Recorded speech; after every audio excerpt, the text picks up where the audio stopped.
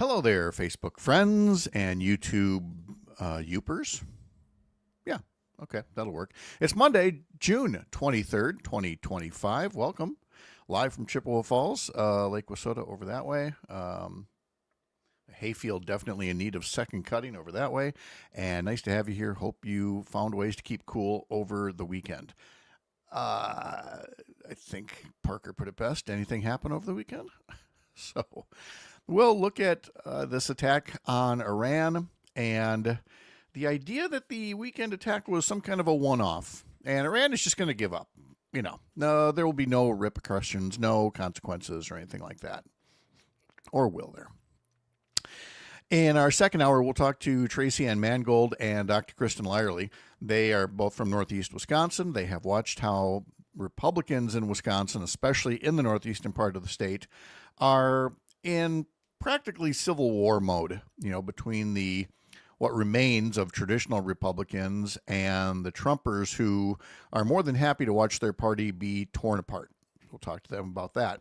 And in our third hour, we'll talk to State Representative Francesca Hong about the state budget and the similarities with Republicans there in Madison to the ones in Washington who, apart from, supporting an autocratic president, are acting rather autocratic in their respective Capitol buildings. We're still not in a land of one party rule, but they sure are acting like it.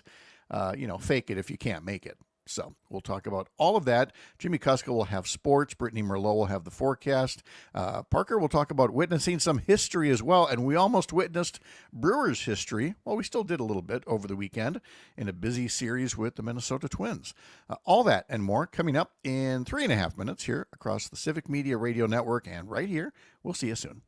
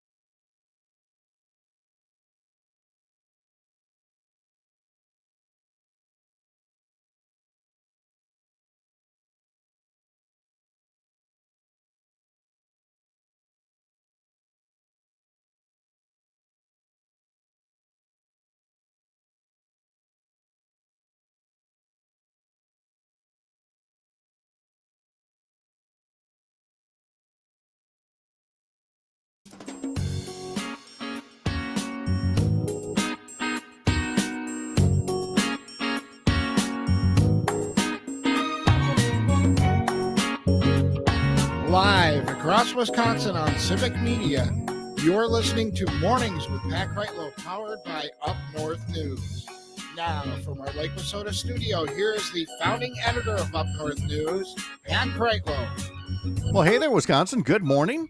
It is 6:06 on this Monday morning, June 23rd, 2025. Another beautiful morning to have you here, live from Lake Wissota, here up north, from wherever you're spending your mornings, listening across the Civic Media Radio Network, listening or watching us on all of our different platforms. Thank you for starting your day right here. I got a question for you. How'd you do with the heat?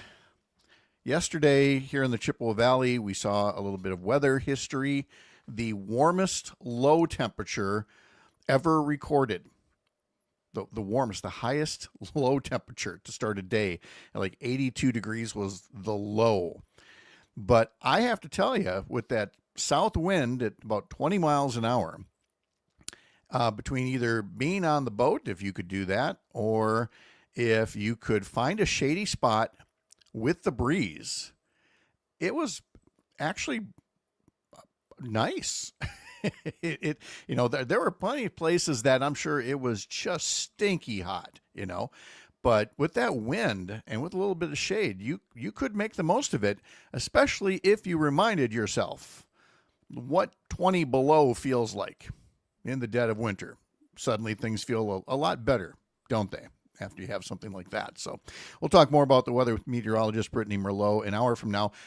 There will be, as that heat bubble, moves off, there's a front coming through. There will be some showers and thunderstorms. The radar right now shows showers just firing up across the border, coming into, River Falls and heading toward Menominee and eventually the Chippewa Valley. Then there's more behind that'll fill in.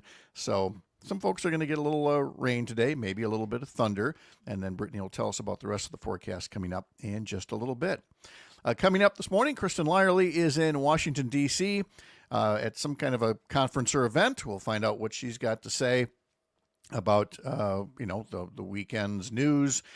She will be joined in our second hour by Tracy Ann Mangold, a former Republican Party official from Northeast Wisconsin who has left the party.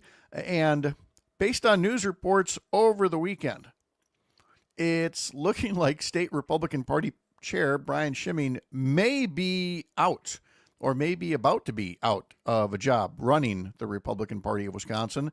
Again, you've got this fight between what remains of traditional Republicans versus those whose embrace of Trumpism threatens to tear apart their party as much as their president has done to the country.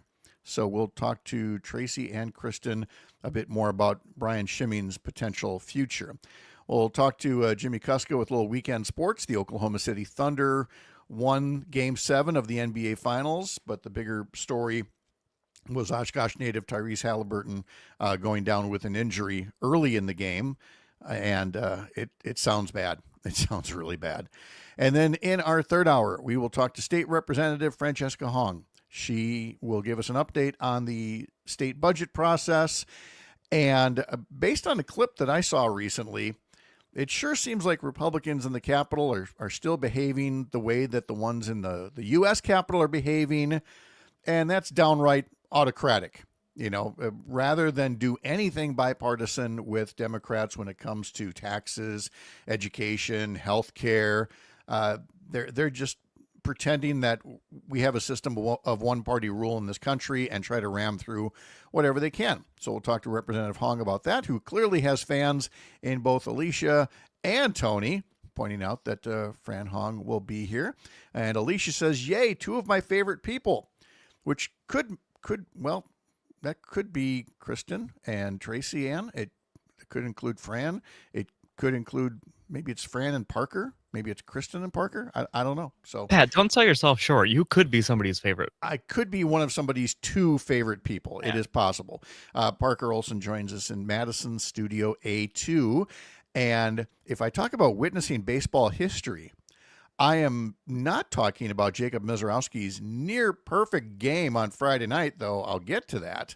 But Parker saw his own bit of baseball history covering the Madison Mallards over the weekend. What'd you see? I saw a no-hitter, Pat. It was really cool. It was a lot. It was a complete game no-hitter, too. Yeah. which is really special because I Eh, don't know that you see a lot of those hardly anymore. No, you don't. And what was the pitcher's name? I don't have it in front of me here. Isaac Milburn. Okay. He's a pitcher. He goes to Purdue. And 2 walks, was it that he gave? Or was that his only Yeah. blemish? Yeah, 2 walks. One, I want to say second or third inning, and another in the 8th. Mm-hmm. And the Northwoods League does have pitch count limits. Oh. So we were kind of creeping up towards, oh God, is he going to be able to start another inning? Oh. But they're very smart about this, and I am very appreciative of this. Even though he didn't quite get to that point, they bump up how many pitches you're allowed to have if you have a no-hitter going. Oh, okay. So that was very nice. Well, that's very prescient on their part to come up with that rule and go, hey, by the way, if there's no hitter, because I was actually looking that up because of Jacob Mizorowski, who you'll recall if you missed it over the weekend in his opener for the Brewers, his first game as a major leaguer, 5 innings of no hit baseball, and then he left in the 6th inning after giving up a walk and a home run, but still, in the game on Friday against Minnesota. He had a perfect game, 6 innings of perfect baseball, 18 up, 18 down, and then gave up. What did he give up on? Wait, was Friday the walk and the home run? I think he gave up a walk and a home run. The home run was the first thing he gave up. Yeah. Oh, that's right. Yes, because Anyway, he's got 2 wins and he's given up 1 hit. Yeah. That's never happened in the modern era in Major League Baseball. So I guess the Baseball Hall of Fame has already asked for Jacob Mizorowski's cap. I sure would think. Yeah. I mean, it is just stunning to watch this stuff. And again, I hate sounding old, cynical, whatever. I'm just kind of like, enjoy this. It might be too good to be true because, you're throwing so hard, so much. And he's a big dude. He's what, 6'4"? 6'6", I think. 6'6". Okay. But it's fun to watch, man. You've never seen, I mean, you can see a breaking ball. You can see a curveball, dip, dive, duck, dodge, whatever. But to see it do that at like 95 miles an hour, that's borderline insane. That's the thing. His slider too. I think he might have one of the fastest sliders in the league. It's ridiculous. It is so fun to watch. And you just can't not root for this kid, especially when he had perfect game going, into the 7th inning. And, again, in both cases, he didn't get the no hitters or the perfect game, but the Brewers won. They gave some run support. They swept the Twins over the weekend. A little bit of drama yesterday. They almost kind of sort of tried to give it away late in the game, but they won just the same. And that's 4 games in a row now. After beating the Twins yesterday 9-8, Rhys Hoskins homered and doubled and drove in 2 runs. Bryce Terang hit a 3-run homer. Caleb Durbin had 3 hits for the Brewers. They are now at a season high 8 games over 500, and the Cubs lost again. So now they trail the first place Cubs by only 3.5 games right now. So the Brewers come home. They're taking on Pittsburgh, and let's see. First, let's get the pregame time on this. 6:05. There you go. Brewers versus Pittsburgh. Coverage begins at 6:05 on several Civic Media stations. And get this, there's the game tonight. There's the game tomorrow night. And then there's a Wednesday afternoon game. The Wednesday afternoon game is going to be Jacob Mizorowski versus Paul Skeens, who was basically the Jacob Mizorowski of last season, right? I mean, he was like the young phenom that nobody could hit. He's a bit more mortal this time around, but that could still be so much fun to watch. I'm very excited. I am sort of considering leaving work early and possibly getting those tickets. It's a good thing we're not on live radio where the boss can't hear that, because that would be, But no, look, if you can be the first one to snag up those tickets, you should absolutely go. And that's one where I wouldn't mind a pitcher's duel one bit. I was commenting yesterday's game, 9-8, and there were like 34, 35 hits in the game total. And if you're going to sit and watch a baseball game, 95 degrees, and the heat index is 102, you don't want to watch a pitcher's duel. And that's fine, because with the air that hot and everything, the ball was clearly carrying out, when you've got a score that big. But for these 2 pitchers on Wednesday afternoon, if they both are lights out and the Brewers can, eke out a 1-0 victory on Wednesday, I'm totally happy with that.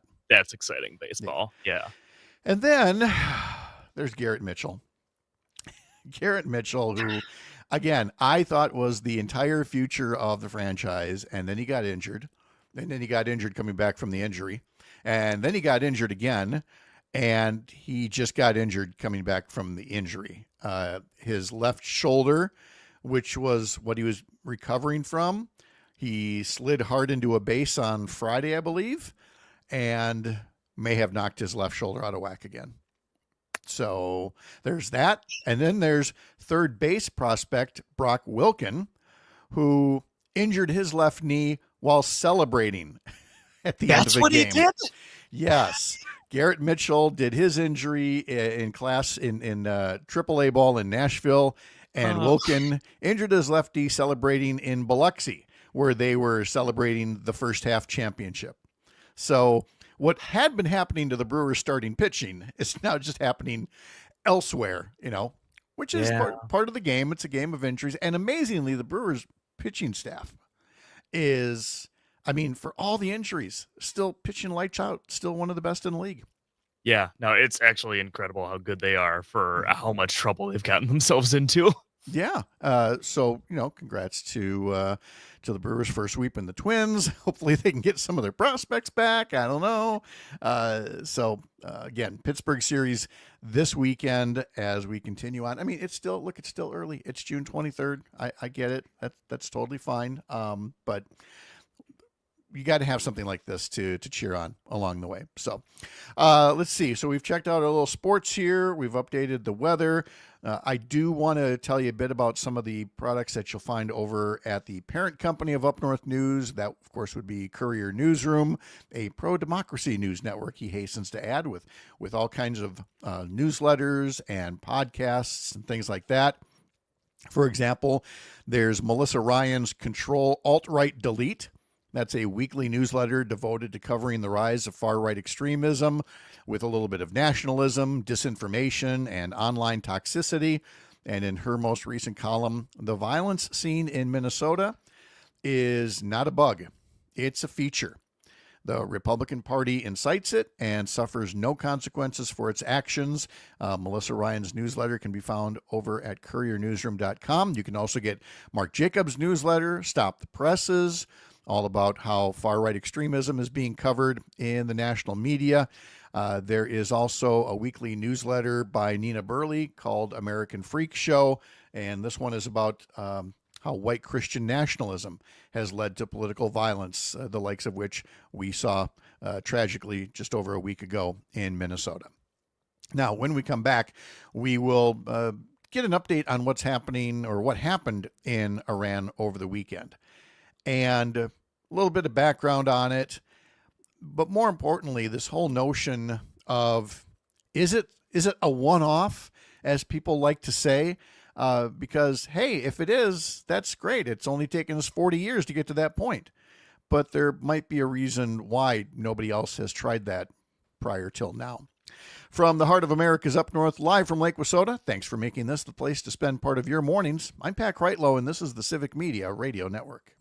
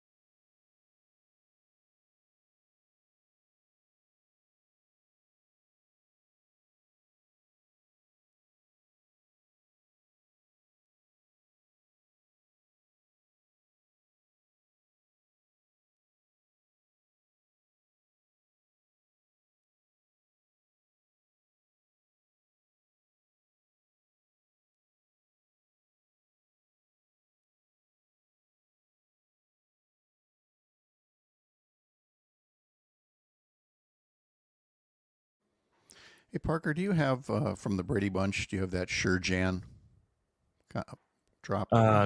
Give me a second. Okay.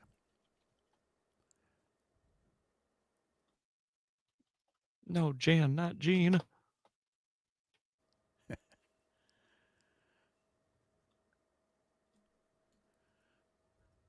I'm not sure I'll have it. That's okay. Yeah, No, that's okay. Just asking. No need.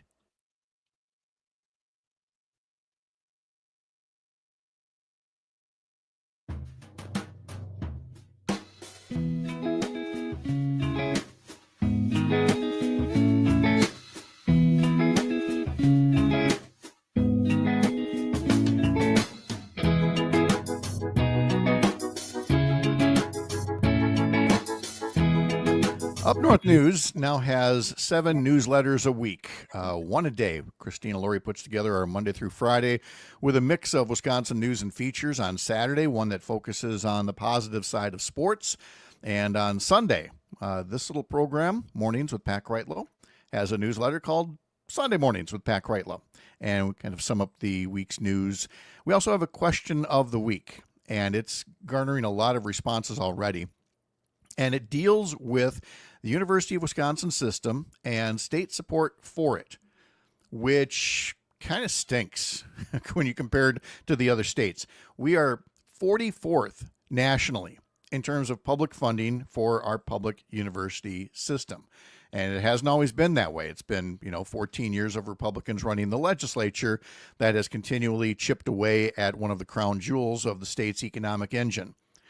And it's hard to say how much more sustainable that is given the closings of some 2-year campuses, the layoffs that have hit some of the 4-year campuses.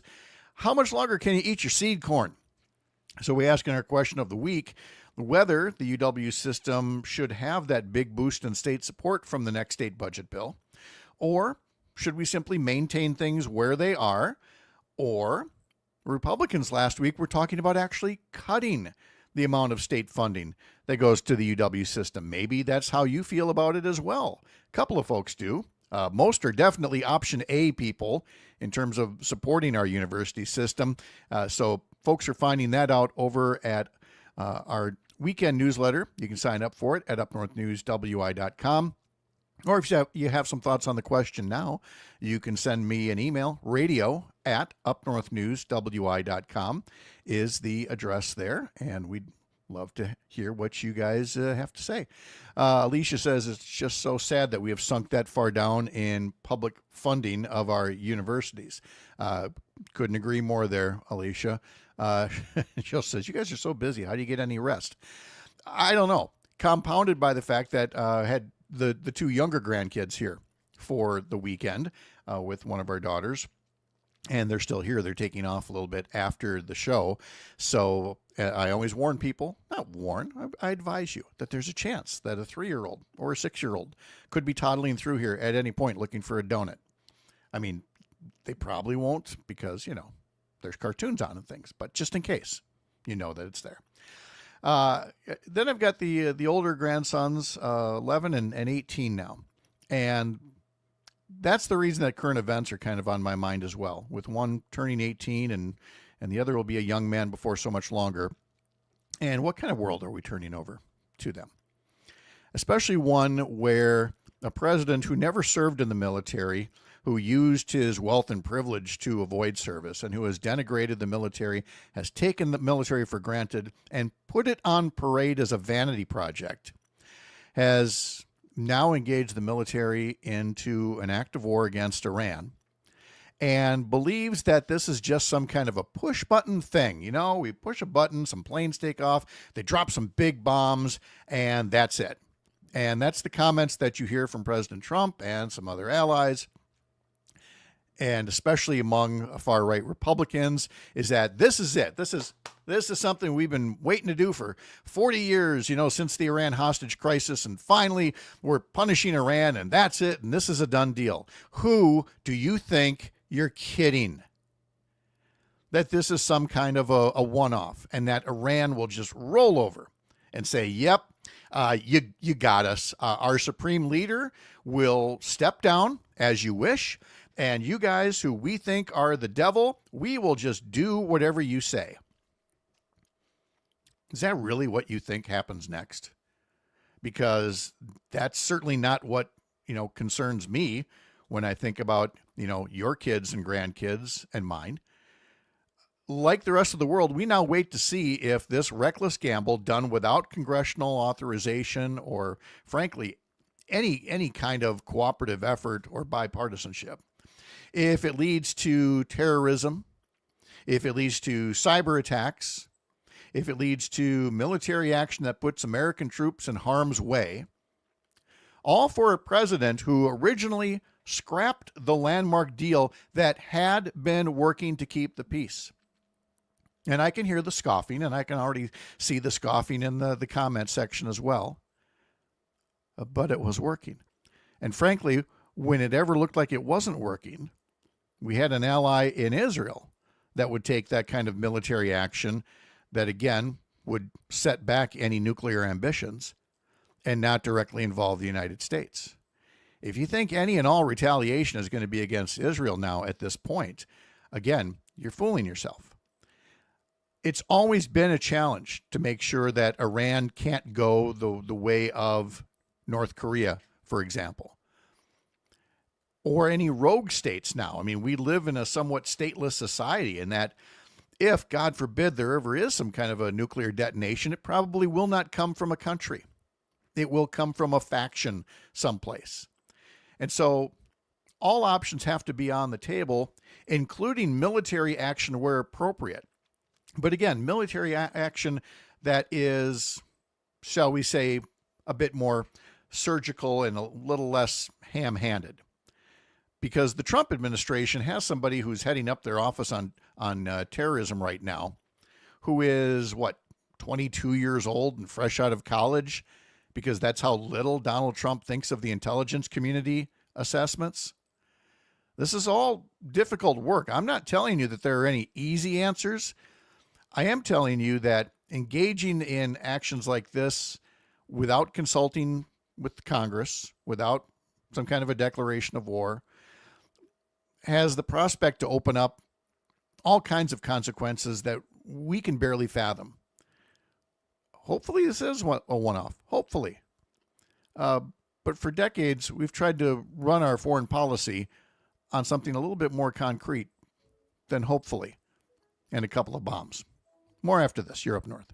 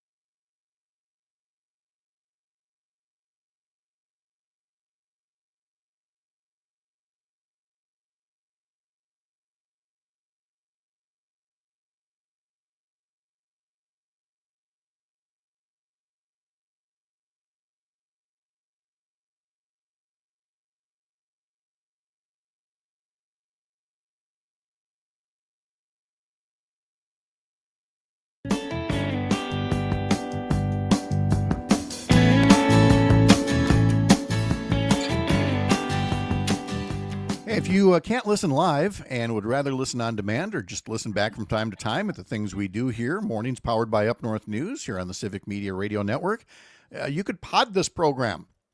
Listen to us as a podcast. Head over to Spotify. Subscribe to the show, and you can also find us on Apple. You can listen to back episodes over at civicmedia.us as well. We'd love to have you along as a subscriber. Across the Civic Media Radio Network today, Matt and Air on Air follows this program at 9 o'clock, and at 9:35, Shali Pittman, the new news director at Civic Media, will be a guest of Jane's and Greg's. The Wisconsin bug guy, PJ Leish of UW-Madison Etymology, joins them just after the 10 a.m. news. On the Todd Alba Show this afternoon, State Senator Kelderoy. She's on the Joint Finance Committee, and we'll give a budget update at 2:30 today. And as a reminder, we will have State Representative Francesca Hong coming on at 8:30 this morning. And on the Maggie Dawn Show from 4 to 6 this afternoon, Matt Rothschild is the guest host, and Elin Berman of the American Foreign Policy Council will be talking to Maggie just after 4 o'clock, a follow-up conversation after the U.S. attack on Iran. So all that and more coming up across the Civic Media Radio Network throughout the course of this Monday morning. Let's see, Cassandra writes in on YouTube, my mother-in-law had said Trump was the only one that would keep us out of wars. Now my brother-in-law, a pilot, is deployed, and we worry every single day because our president is so inept. And I think, again, that's one of the things that really puzzles me, I guess. I'll ask Kristen Lyerly about this in just a second as well. But the ability of people to pivot so easily from, I'm voting for Trump because he said he's going to keep us out of wars, and he's the only guy that's going to keep us out of war, to, yeah, we're going in. We're going to plant that American flag in Tehran, baby, or whatever it is. It's like, wait a minute. Not that everybody's doing that. You see some real breaks in the Republican Party right now of people going, hold on. Did he just get us enmeshed in something that, like Afghanistan and Iraq before that, are we about to commit to years and years of follow-up to something? Because people are going, oh, no, this was easy peasy, lemon squeezy, we're done. Yeah, just like when we went into Baghdad after the first couple of weeks and we're like, oh yeah, mission accomplished, right? Not so much. So, and again, we'll talk to Tracy Ann Mangold in our next hour about some of those divisions within the Republican Party that last to this day, all happening in Northeast Wisconsin, the home base of one Dr. Kristen Lyerly, who's not in that home base today. She's traveling yet again today, but can certainly talk about what's happening back home in her neck of the woods. Dr. Lyerly, I believe, is in the nation's capital, right? I am. I am in Washington, D.C., and it is hot and humid. It is, isn't it? It's just, I mean, it was, what was it, 86 when I went to bed last night? I think it was 83 when I woke up at 4:30. It's been a weekend. I don't know. Did you manage to beat the heat? Were you able to stay in a bunch of air-conditioned meetings? No, I went clubbing. You went clubbing? Okay. So we have meetings all day today, so, sometimes Okay. you just got to get out and do some dancing. Okay. And this is for ACOG, the...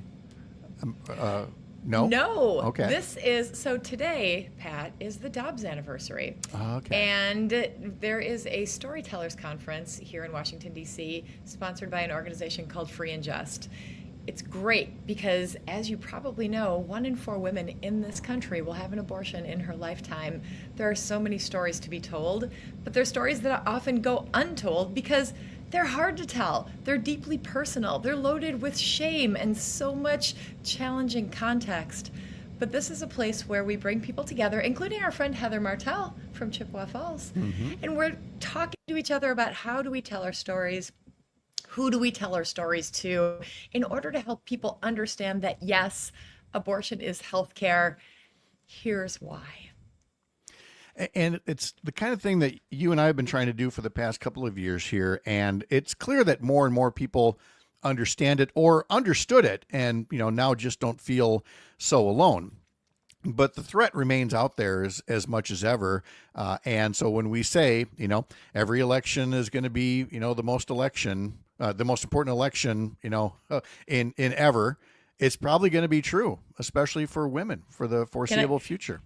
Can I quote you on that? Every election is going to be the most election Is forever. going to be the most important, the most important election forever. Monday. Yes, it But is. it's true, but it seems like I don't think that we're overblowing things. Like when you look at what's happening in the world.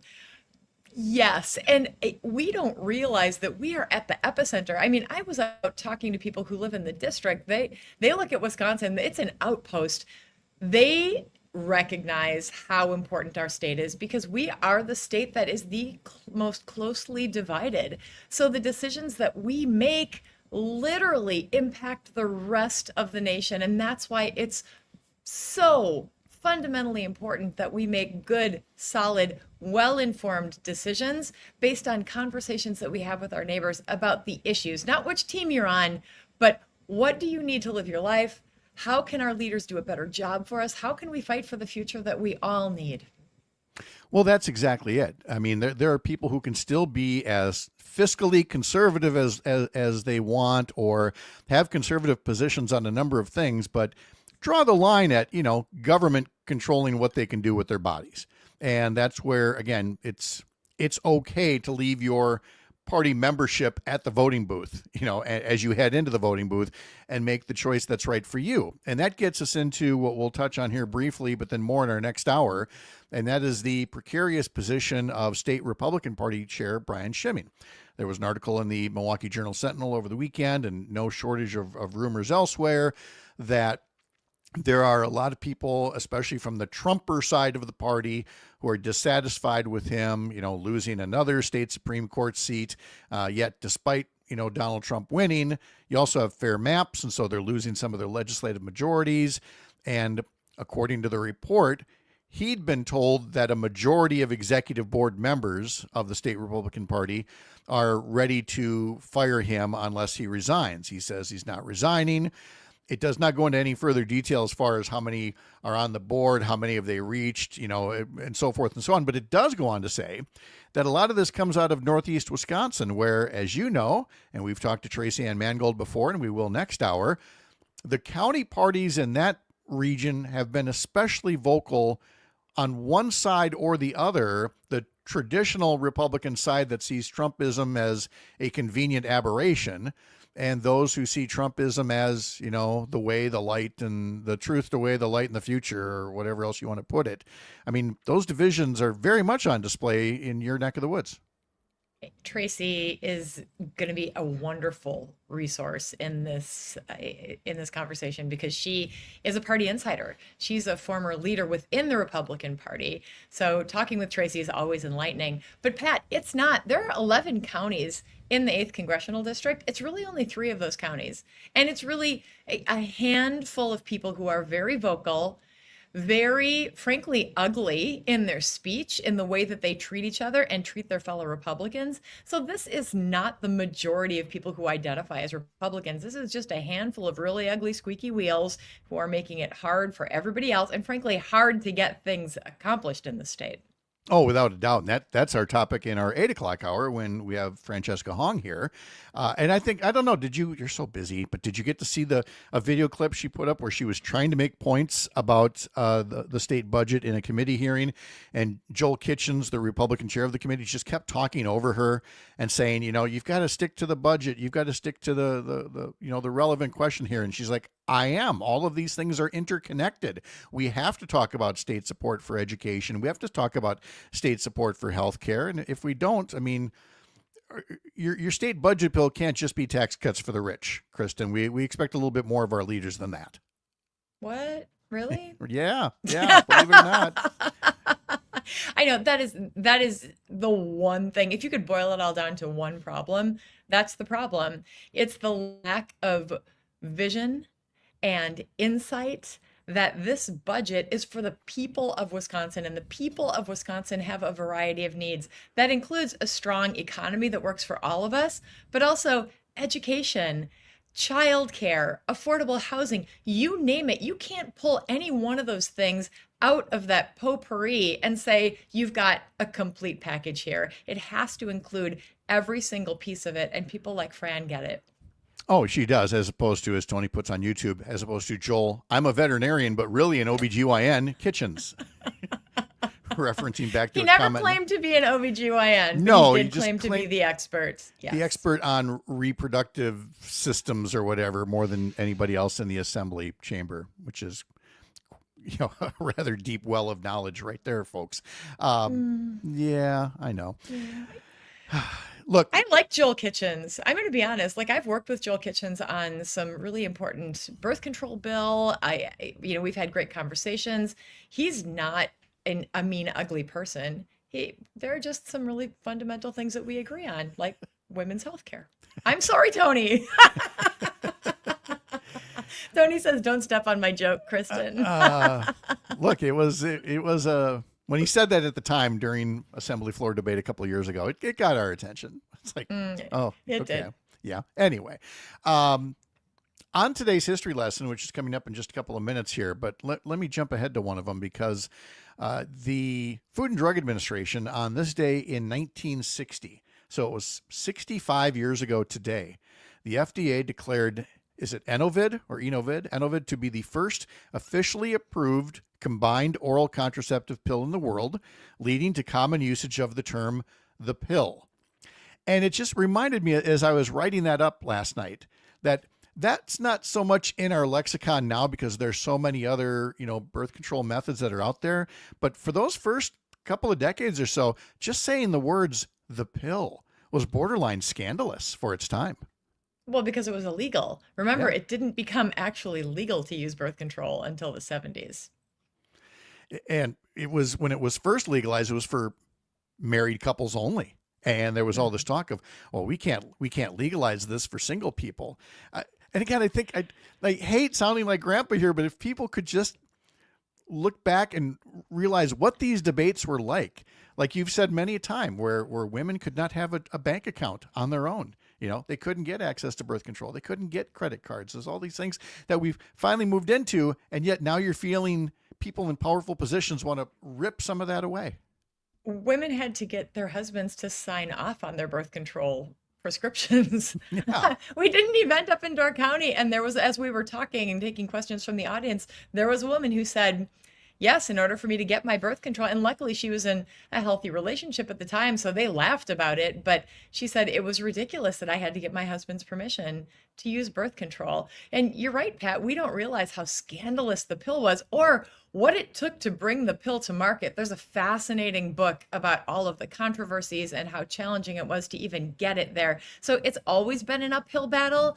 There have been some times that have been much more challenging than others in this struggle, but we've got to keep pushing it forward and making sure that people have access to the health care that they need, because contraception is health care. Abortion is health care. Women need health care in order to have healthy babies and grow our families and live our lives. All right. So that's just from one aspect of today's history lesson, which we will have coming up here in just a bit. Selena Heller is off this week, so Kristen will be back in just a bit. We'll talk more about things that are on today's calendar of historical events and musical memories. And a reminder, the Brewers start a new series here after sweeping the Twins. They will now be taking on the Pittsburgh Pirates, and you can catch the pregame starting at 6:05 on several Civic Media stations. Head to civicmedia.us to learn more. I'm Pat Kreitlow. You're up north.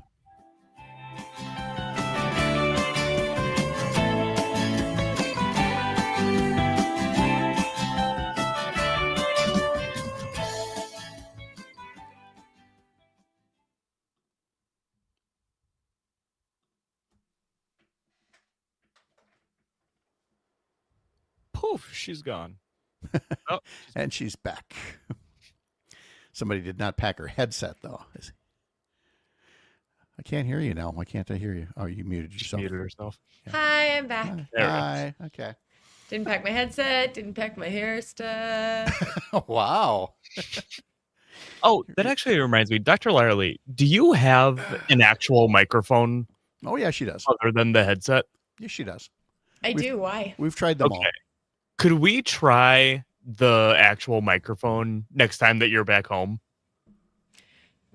We can try it. We've gone back and forth on this quite a bit here. The problem is that I travel so much that Sure. the headset is something I can pack. I used to pack the mic, and it was like a whole thing because then there's the mic stand and I get you. and I never know where I'm going to be. But yeah, I can try it when I'm home. Okay. But I That feel would like be we do need to get you like the definitive setup for, here's your office thing and here's your road thing, because you are very much a 2-location person all the time, and you shouldn't have to tear down your home stuff to try to pack it up, So I feel like we have to get you the best of both worlds here. You've earned that. So Yeah. let's see. So don't let me forget. And if I do forget, just jump right in about the weekend show, whatever you got next. Oh yeah. Okay. Oh, let's see. What else? Where's my history segment? There it is. This light is so bad. It's so bright right here. Yeah. Maybe that. Or now you're being interrogated in a dark room someplace. I don't know. Don't say where you are, but do you like the accommodations where you're at? Yeah, it's good. It's a hotel that is very LGBTQ friendly. When you come in, it's actually a rainbow outside, and they've got all the definitions from the what's the word? A word that's made of the acronym. They've got all the definitions of the acronym like painted on the wall, and beautiful pictures everywhere. I am definitely not in Wisconsin right now.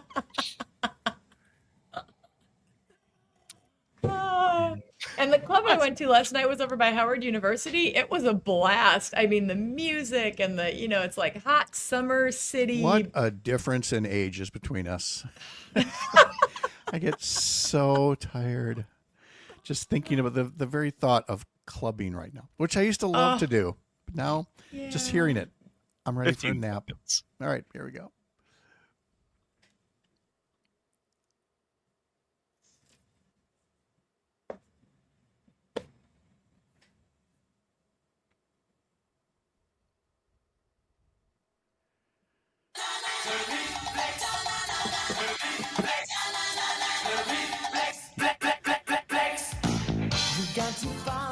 Again, we are primarily a radio show, but for the folks that can watch on social media and watch Kristen's face light up when Duran Duran comes on. Baby. Yeah. She's right back at the club, boys and girls. She's right there. One night at the Roxbury with Kristen Lyerly. And that is because The Reflex by Duran Duran was the #1 song this day in 1984, though with a footnote, it went to #1 only after being heavily remixed by who, Kristen Lyerly? Do you know? I don't know. Nile Rodgers of Chic. Of course. Super producer. Yes, exactly. So there you go. #1 song, 1984. Was this the one that like turned you into a Duran Duran groupie, or was it some other song that you first went, this is it. This is my band? I think it was Hungry Like the Wolf and Okay. MTV. By the way, there is a wonderful podcast about the history of MTV. And if you are of my era and MTV was really important to you back in the day, listen to it. It's fascinating. Is this the one with the original VJs, or is this an external one? Is there one with the original? Alan Yeah. Hunter is in it. Okay. We'll compare Yeah. notes later on. All right. Okay. Let's see. I mentioned Tracy Ann Mangold's going to be on next. She clearly just tuned in because she's right there in the comment section. OMG, Kristen is the best. I had thought about calling you. She said, I wish we could have gone. Oh, well. Fox Valley Pride was a good time. All right. So all kinds of good things to talk to Tracy about later. On this day in 1973 on the album charts, the new #1 album was by George Harrison.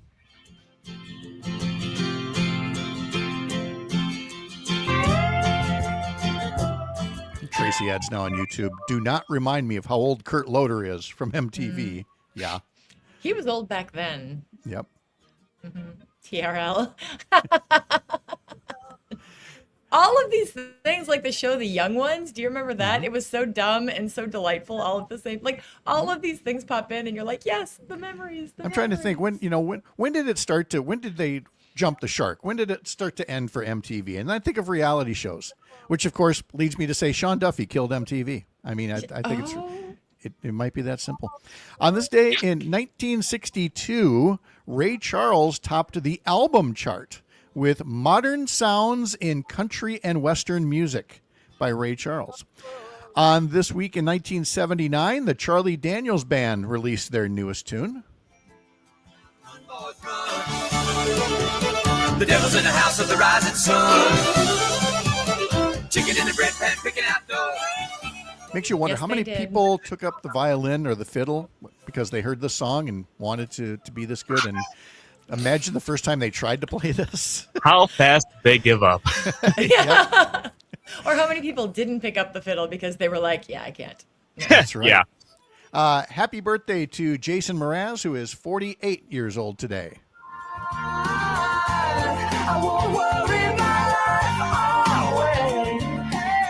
On this day in 1868, Latham Scholes, the publisher of the Kenosha Telegraph, who also served in both the State Assembly and Senate, received a patent on this day in 1868 for his invention, the typewriter.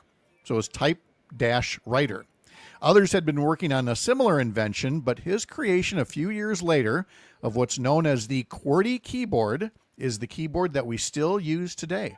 The QWERTY keyboard, a Wisconsin invention, which makes perfect sense once you learn to type, but while you're learning to type, sounds like the dumbest thing in the world. Why are the letters put the way they are? F, F, F, J, J, J, F, F, F, J, J, J. That was typing Yep. class. Oh, yeah, mine too. A semi, A semi, A semi. Oh, Let's see. See what you To- missed out on, Parker? I don't remember. No, they just do video games and things and pick it up along the way. Tony writes, I think it's fair to say Sean Duffy killed the video star. Sean Duffy killed the radio star. It works. It does. Let's see. On this day in 1987, a 15-year-old Tiffany began doing shows in malls starting in Paramus, New Jersey. 5 months later, she would have the number one song. Doesn't seem to be anyone around. She was doing a remake of a Tommy James and the Shondells hit, I Think We're Alone Now, which was a hit in 1967. She made it a hit in 1987. And we thought, oh, that's a big gap between, 20 years between the time it was a hit. It's been 38 years since then now. Were you a Tiffany person or a Debbie Gibson person? Because that was the dyad. Yeah, Debbie Gibson, because she was writing her own stuff, which I appreciated very much. On this day in 1991, a new video game is released, Sonic the Hedgehog, on the Sega Genesis platform, soon beginning a popular franchise. So Sonic the Hedgehog is 34 years old today. And finally, this week in 2012, sometimes you wonder, how do these songs get to number one? Well, at the time, they're new. They're novel. Here's Carly Rae Jepsen, number one, 2012. This is crazy. Really? 2012? Yeah. So Wow. I know, right? Let's see. Today is National Porridge Day. No. I'm looking at the national day list for the first time here today, What and exactly is porridge? now you've stumped me. What's the difference between porridge and oatmeal? That's a I great don't question. know. Okay. Well, we'll It's put it. oatmeal-ish. There's our new Oatmeal question for British of the week. people. What is porridge? This is International Women in Engineering Day. This is National Detroit Style Pizza Day, brought to you by yum. Rocky Rococo.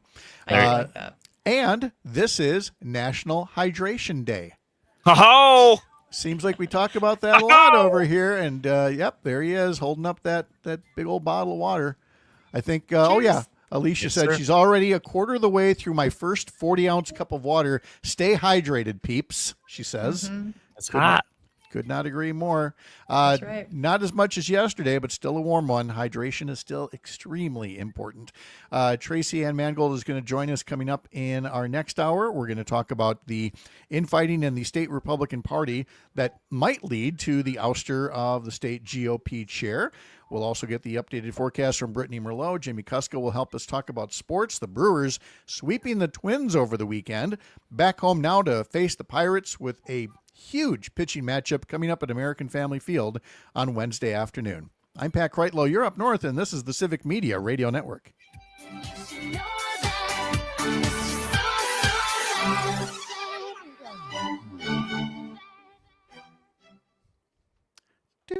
doot. It's so catchy. It's such a great earworm. Tracy is. says, I I was just the don't like it." biggest Debbie Gibson fan. Yeah. And Tony says, just based on the comments in the chat, I'm excited to hear what Tracy has to say. Yeah, it's been a chatty one in there. It's all about the deep state and stuff like that. Yeah. So, Yeah. pallets of money going to Iran. It's Oh, all of this. It is fascinating to me to see in the chat, hello, Secret Show people, hello. these comments that come out that are almost word for word talking points off of Fox News and OAN. They are just like, I mean, words like Marxist and Yep. forever war, and I mean, you can just pluck them. Yep. Yeah. That was the one about, well, actually several of them about Iran are like, okay, this Yeah. is just copy and paste, at this point. So, oh, well. And these people are not, they're our neighbors, they're our friends. They actually want the same things that we want. They're just getting a different news media that they trust. Yes, they have a well-oiled propaganda machine, Yeah. and it is destroying their lives, and they don't see it. And again, they get very defensive, but all we're saying is don't get all your facts from one source, especially when that source has a track record that is horrible. So, Entertainment. yeah. Yep. Infotainment is not your friend, boys and girls. Let's see. I scrolled through those days so fast. Did I miss anything? It's Pink Flamingo Day. Pink Flamingo Day, Pat. That's a big day for me. I can't Yeah. believe I forgot to wear flamingo stuff. See, if you'd have had the shirt, that would have I been. know. I have many flamingo shirts, Pat. Let me tell you. Oh boy. Okay. Would you like me to go through them all for the next week or so here? Sure. Absolutely. Why not? Yep. So Tracy's going to join us at 7:20. So we'll do Brittany weekend show. Anything else? I I know you have to think back to all last week's news. Was there anything worth talking about? Okay. All right. I'm going to run away. Be right back. Okay.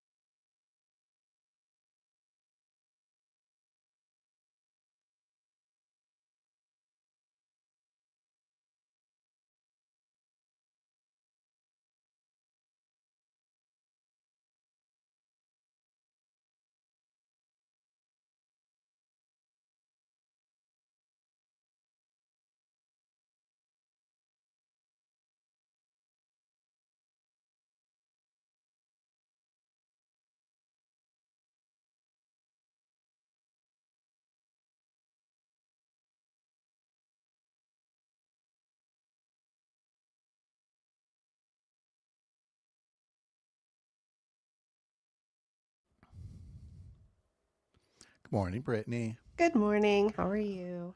Good. How was your weekend? Hot. It was good though. How was yours?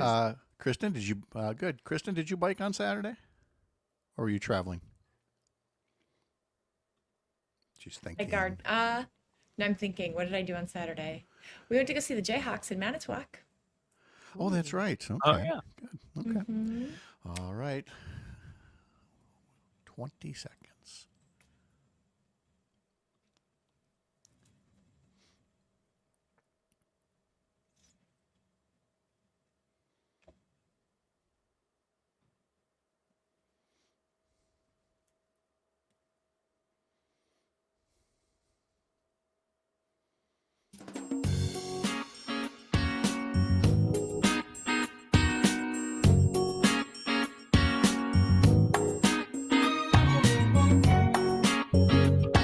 Live across Wisconsin on Civic Media, you're listening to Mornings with Pat Kreitlow, powered by Up North News. Now, from our Lake Wissota studio, here is the founding editor of Up North News, Pat Kreitlow. Well, good morning. It is 7:06. Nice to have you here up north on this Monday morning, June 23rd, 2025, the last full weekend of June of the quarter of this first half of 2025 already. Coming up on the program, we're going to be talking to Tracy Ann Mangold. She's a former top official with the 8th Congressional District Republican Party and is going to talk about not just how a lot of traditional Republicans have left the party, but what's been left in its wake. And that includes a report over the weekend that the state Republican Party chair may be on the verge of being ousted because the Trump supporters who have essentially taken over the party are dissatisfied with the job that he's doing. So we'll talk about that a bit. Jimmy Kuska will be along to talk about sports. In our next hour, we will talk to State Representative Francesca Hong about the state budget process. And what a process it is when folks who talk a good game about bipartisanship decide they don't want to when it suits them. Dr. Kristen Lyerly is here joining us from the nation's capital. Parker Olson is in Madison Studio A2. And meteorologist Brittany Merlot is here to tell us about the heat, the humidity, the rain that's come through. Some showers just moved through the Chippewa Valley here today or this morning.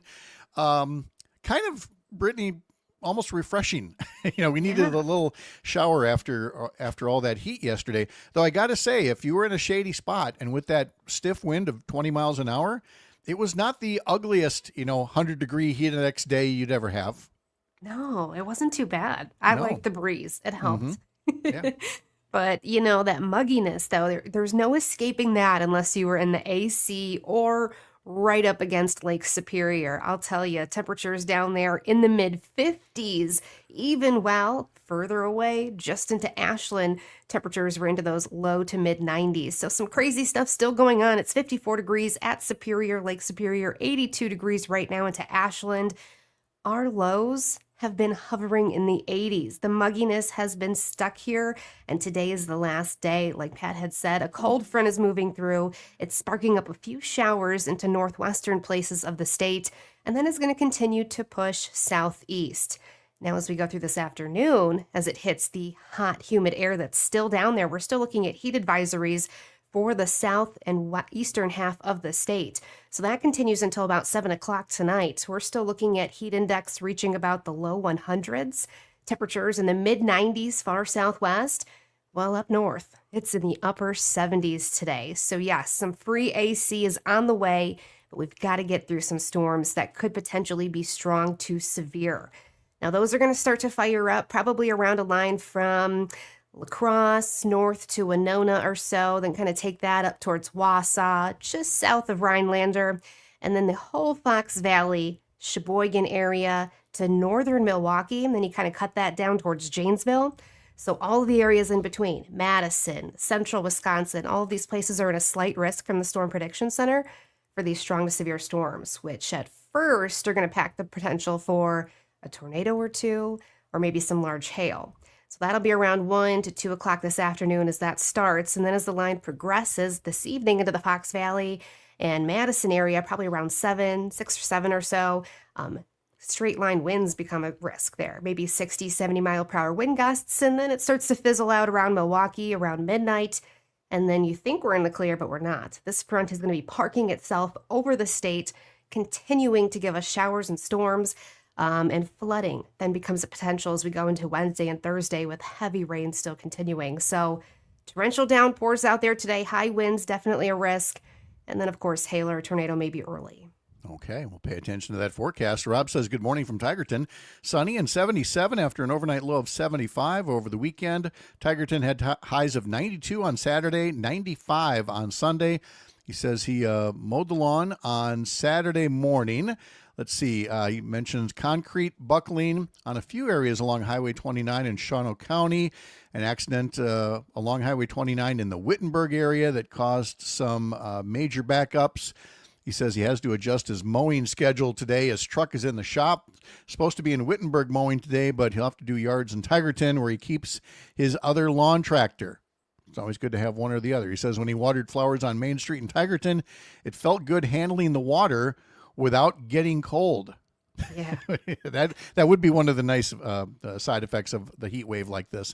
And says hi to his 4 favorite people on a Monday morning. Let's see, we mentioned Sonic the Hedgehog anniversary on this day in history. Tony says Sega was my console growing up. No Nintendo in my house. Sonic for life. Alicia, wow. OMG. I remember playing Sonic when it first came out. And we were trying to discuss what is porridge. Tony has the answer here on YouTube. Porridge is trash. Is what he has to say. So tell us how you really feel, Tony. Right? Right. Brittany, thank you so much. Appreciate it. Have a great day. And we'll see you next hour for a little update on the forecast coming up as well. In sports, Parker Olson has the top story in sports, but we're going to bury that lead and tell you first that the Brewers were winners. They swept the Twins, swept all 3 games of that series, 9-8 yesterday. Rhys Hoskins homered and doubled and drove in 2 runs. Bryce Terang hit a 3-run homer. Caleb Durbin had 3 hits for the Brewers. They've now won 4 in a row. They're just 3.5 games back of the Cubs now. Jacob Misiorowski, fresh off pitching 5 no-hit innings in his first major league game on Friday night against the Twins, took a perfect game into the 7th inning on Friday. So he had 11 total innings of no-hit ball to start a career. The first starting pitcher to do that since 1900. He will be pitching again Wednesday afternoon for the Brewers when they play the Pirates, and the Pirates will have their ace pitcher, Paul Skeens, on the mound. So Wednesday afternoon's game is going to be a big one at American Family Field. Not that to take anything away from tonight's game. You can get coverage of that starting at 6:05 on several Civic Media stations. Head over to the website and learn more.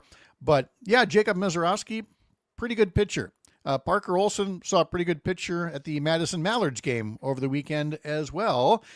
An actual no-hitter, complete game all the way through. Yeah, it was really exciting. It was like 4th or 5th inning, I think. I was in the press box working that camera, and everyone kind of like started going, hey, you should look at the scoreboard, but don't say anything. Don't ruin it. Yeah, we're going to be in trouble if we mess this up. Isaac Milburn was the pitcher's name, is the pitcher's name, I guess I should say. Where's he from? He goes to Purdue. I believe he's actually from Kentucky. Okay. So he did that. A 1-0 victory. How about that for run support? Yeah. He had 10 strikeouts and 2 walks. And was, really came in handy since the Mallards only managed 6 hits in the game. And that was always my worry for Jacob Misiorowski, was giving the kid, run support, Yeah, it's usually the pitching or the bats for the Brewers, it feels like. Yes. Yeah. So anyway, so that had to be fun looking at that and going, you don't want to say anything because you don't want to jinx it. And then you go, wait a minute, what is a jinx anyway? But we abide by it anyway. Rob's comment about OKC. Did you watch that last night? That was fun. I just dipped in briefly to see that Oklahoma City was well ahead and won the NBA title. First time they've won it in Oklahoma City. I know it's been 17 years. I still think back. I still feel bad for Seattle for losing the Supersonics when that team won a title in 1979 and then relocated to Oklahoma City 2008, I believe it was. So congratulations to Oklahoma City for having a little something to cheer about there as well. So Can we also send congratulations to Team Vitality that won the Blast TV Austin Major 2025 in Counter-Strike 2 in Austin, Texas over the weekend? Do you know people what do the that? hell are you talking about? How many of those words did you understand, Pat? None. I just read it. 40,000 people went to Austin, Texas to watch people play a video game in like 9 hours a day of video game playing, including my oldest son, Abe, who loves this, and I do not understand. So if you gamers are out there, congratulations. To Yeah. all gamers, not to all gamers. Look, the first time that I heard about, quote unquote, esports of just watching people play video games, obviously I wanted to poo-poo it. And then, of course, people said, well, how's that any different than watching a football game or a baseball game or whatever? I don't know, because we're watching people using their bodies, their arms, their legs, and not just a thumb on button A and a thumb on button B or something like that. So, again, showing my age, because that's all I needed to play Pong, back in the day. So, How do you think you would do with video games today, Pat? oh, awful. Absolutely Okay. awful. We had a Nintendo Wii for a while. Ooh. And I'll tell you why. And then, Kristen, if I run out of time, don't let me forget to ask about the weekend Dr. Kristen Lyerly show. But when Mason was born, our oldest grandchild, 18 years ago, I remember seeing a news report about how, hey, if you're a grandparent, you should start to learn some of these video games so that you can play with your kid. It'll be a great bonding experience and everything else. So we thought, okay, let's do that. Let's try. And, so again, we're talking 2007, 8, 9, something like that. And the games were somewhat manageable. And at some point it was just, Mason, have a good time. Come upstairs for some cookies when you're done, because there was just no way to keep up with what you have to do with these things now. I miss Pong. I miss Ms. Pac-Man.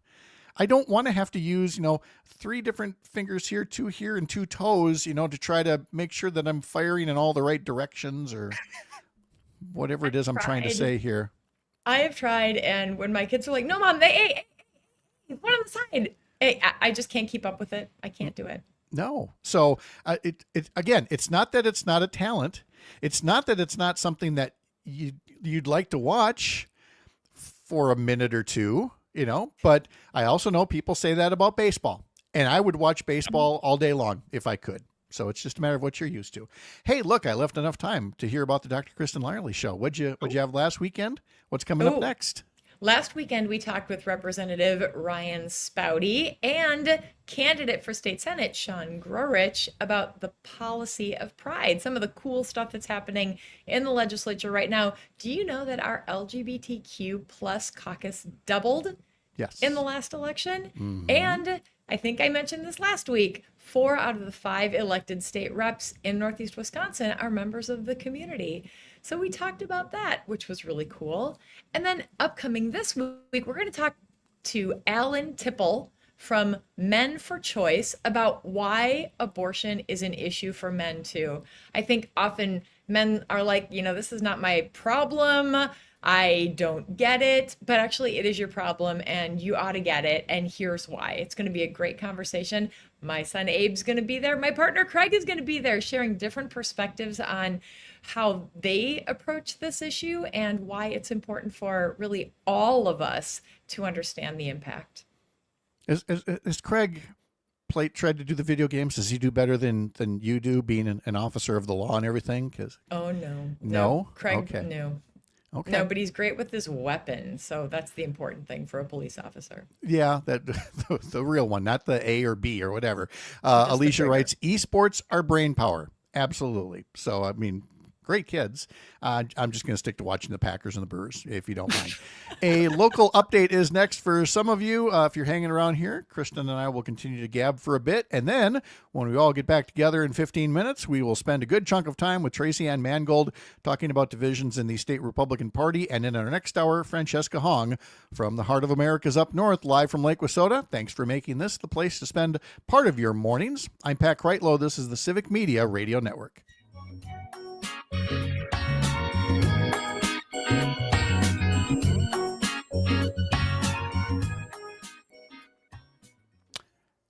And thanks to Friday, I am now so freaking paranoid every time I start to read the throw to commercial.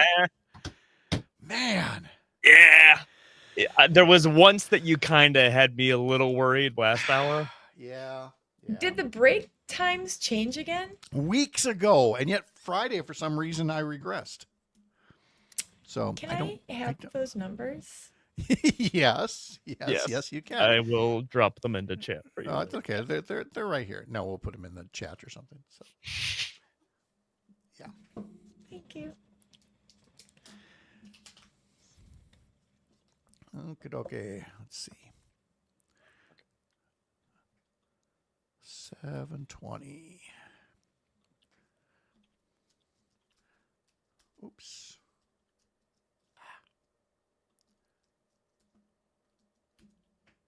Fingers don't want to do their thing here. Now that we're in the secret show. Kristen with Craig. Well, it's, that's how he handles his weapon. Okay. Like, damn it, Pat. No. Oh, wait, are you also typing it? No. I'm typing up stuff not to forget to say here. I was going to Sorry, say, this Craig, is kind of if you're listening. No. I wonder if he does listen. I actually don't know. He does I think listen. a little bit. If who listens? Craig. Greg listens? Oh, sure. No, not Greg. Craig. Oh, Craig. Oh, I was Craigers. Yeah. Alicia, I started playing World of Warcraft in 2005-06. That sounds very complicated. I can't do that. I can't do League. I don't know what. Tracy's our. Oh, hello. Hey, girl. Can't hear you. You are muted here, so figure out what microphone you got to be turning on here. It says here, Craig is the sweetest. Aww. Let's see. All right, Tracy, you got to go to settings and audio and make sure you got the right microphone selected there so that we can hear you. 10 seconds, we're back on.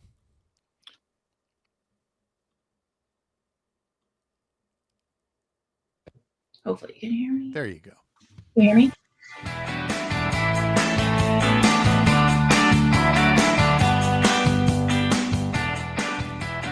Hey, coming up 30 minutes from now, Jimmy Kuska will help us wrap up the weekend in sports, Civic Media Sports Director. It is just about 7:23, and yes, we can hear you, Tracy Ann Mangold and Kristen Lyerly and Parker Olson, all with us here as we continue on a Monday, June the 23rd. In the daily newsletter from Up North News, sign up for it at upnorthnewswi.com. The series on Food Network covering Wisconsin over the years continues, talking all about frozen custard and the difference between that and ice cream. And we mentioned earlier why Wisconsin has a big tie-in to today's National Typewriter Day, because the typewriter is a bit of a Wisconsin invention. So again, sign up for the newsletters. Head over to upnorthnewswi.com. Tracy, how are you today? I'm great. How are you guys? Sorry, good. frog. Nope, that's all right. No, thank you for being here. Thought of you over the weekend when the Milwaukee Journal-Sentinel story came out about state Republican Party Chair Brian Schimming. Now, the Democratic Party just elected a new chair to replace Ben Wickler. The National Democrats recently picked a new chair, and I got to say, Ken Martin has not had the smoothest start to a national party chair. But Brian Schimming is not new in the role. He's been there for 2 years now, and I think he just got re-upped for another 2 years, if memory serves. Yeah. But he really has become a symbol of the divide between the two different factions of the Republican Party. How would you describe what it is that Brian Schimming is caught in the crossfires of? I think you kind of have to go back to he's the first paid state chair that they've ever had. And so the belief was that, at the time, of course, I was still involved at the time, with his networking. I've known actually Brian since 1996 when I worked on the Prosser or the Detman-Prosser campaign for Congress. And Brian was on Prosser's team and I was on the Detman team. But so we go way back. But I always thought with his networking, we thought with his, name recognition that he would be able to fundraise. And as you know, as a state party chair, that is one of your fundamental roles. And so I think they felt that, okay, if we make him a paid position, maybe that'll help kind of, increase his ability to fundraise for the state and compensate him as well. Obviously that, has not worked out so well. His fundraising numbers were not anywhere near what they expected. I don't have the stats on that, but that's been abysmal. He hasn't been able to fundraise. I've been told that he thinks 4 phone calls a day to fundraise is a lot, which, isn't. So no, let me just show you Kristen and Pat's faces as we shake our head. No. Yeah. No. 104 might be a good start on some fundraising days. But so you've stressed the fundraising here, not so much as the Journal Sentinel article from Molly Beck and Lawrence Andrea talks about disputes over the direction of the party and its leadership. But you're saying that's that where his we get into the mud. Okay, I was going to say that's where he didn't help his cause at all, and then you come into these other divides. So when I was still secretary, even last year, because I resigned in July, going into the presidential election year and just 2024 in general, there was a lot of us who were frustrated because there was no strategic plan going into the election year. We kept asking, okay, what is the plan? What are we going to do?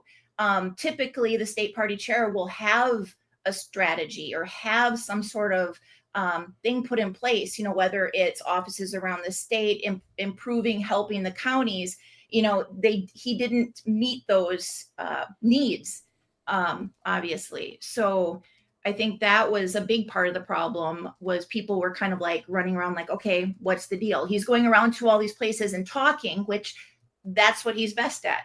He's a blowhard. He's a talker. And a lot of people will say that he's a blowhard. There's a lot of talk, but no substance.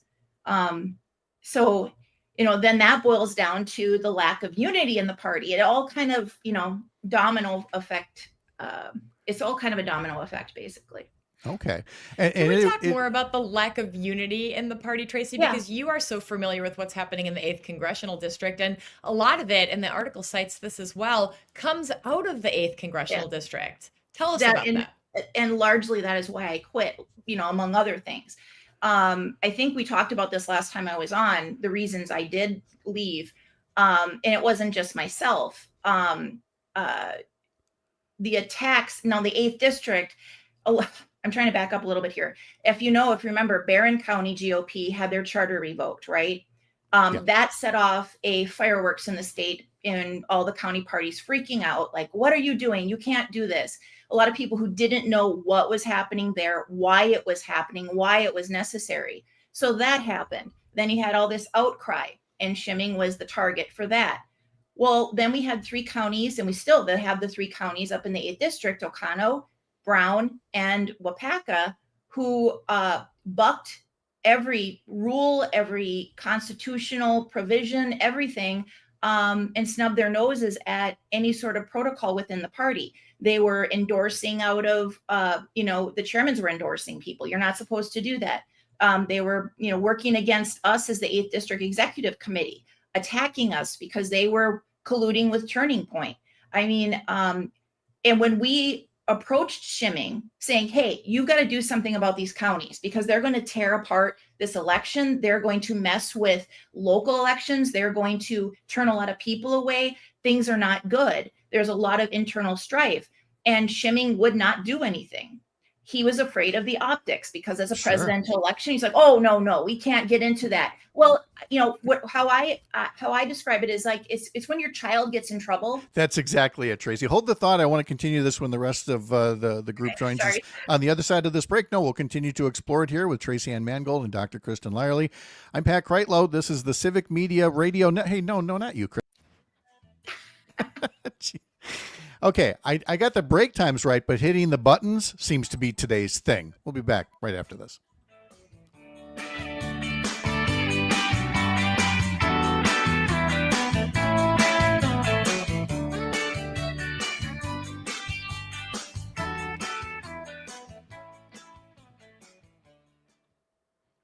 Although I can see getting in the comment sections. Yeah, just put Kristen up. Leave her talk. That's fine.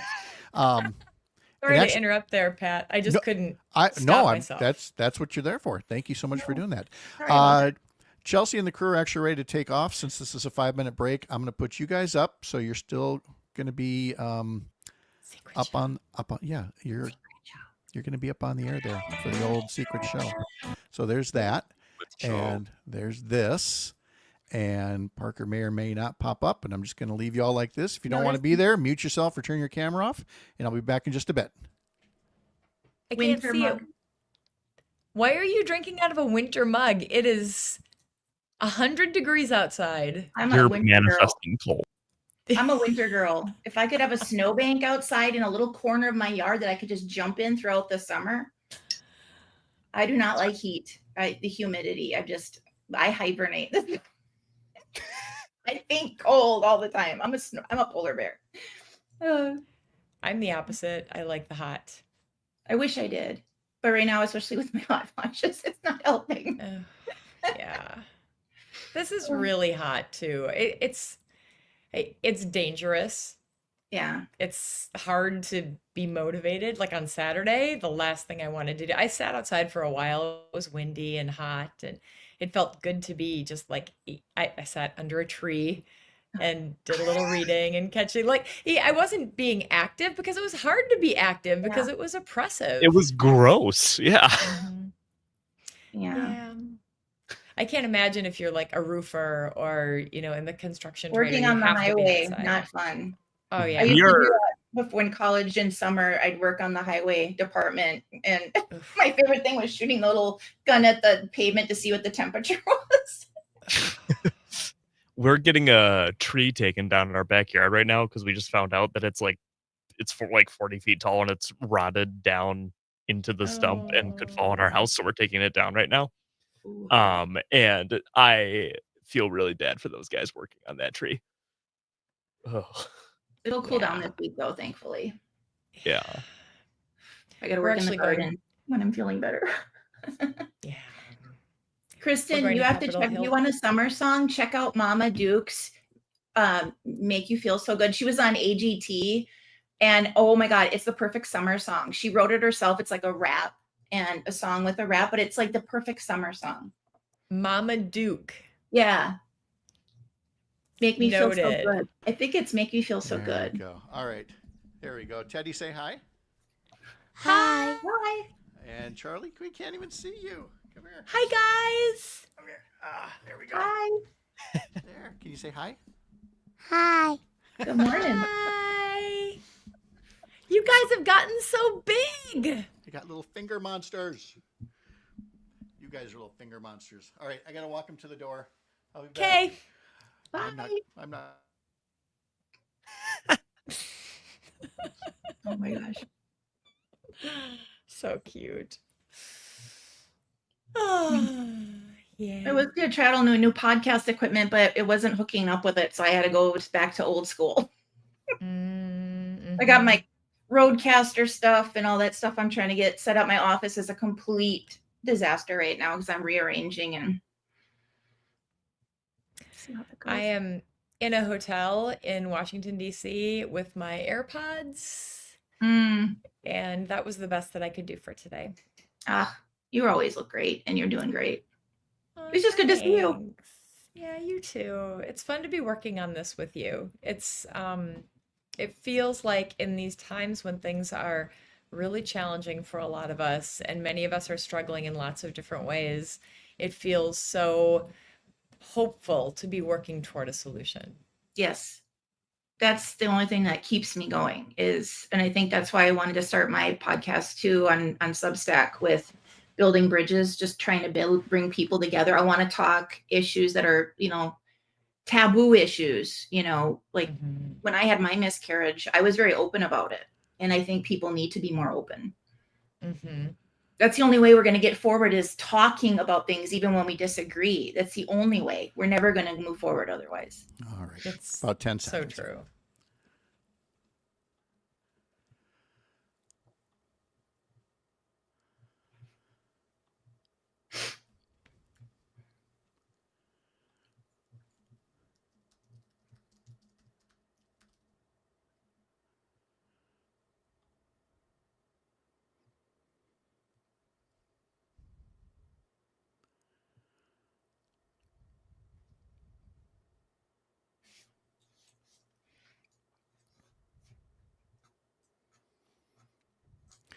All right, I think there was supposed to be some bumper music there, but we might have a little mute problem over there in Madison. So we're back here with Dr. Kristen Lyerly and with Tracy Ann Mangold, and we are talking about what's happening in the Wisconsin Republican Party, starting with the 8th Congressional District in Northeast Wisconsin, where Tracy and Kristen hail from. And Tracy was a party official with the Republican Party there for a number of years before stepping away. Now there's talk that State Republican Party Chair Brian Schimming may be ousted from the job.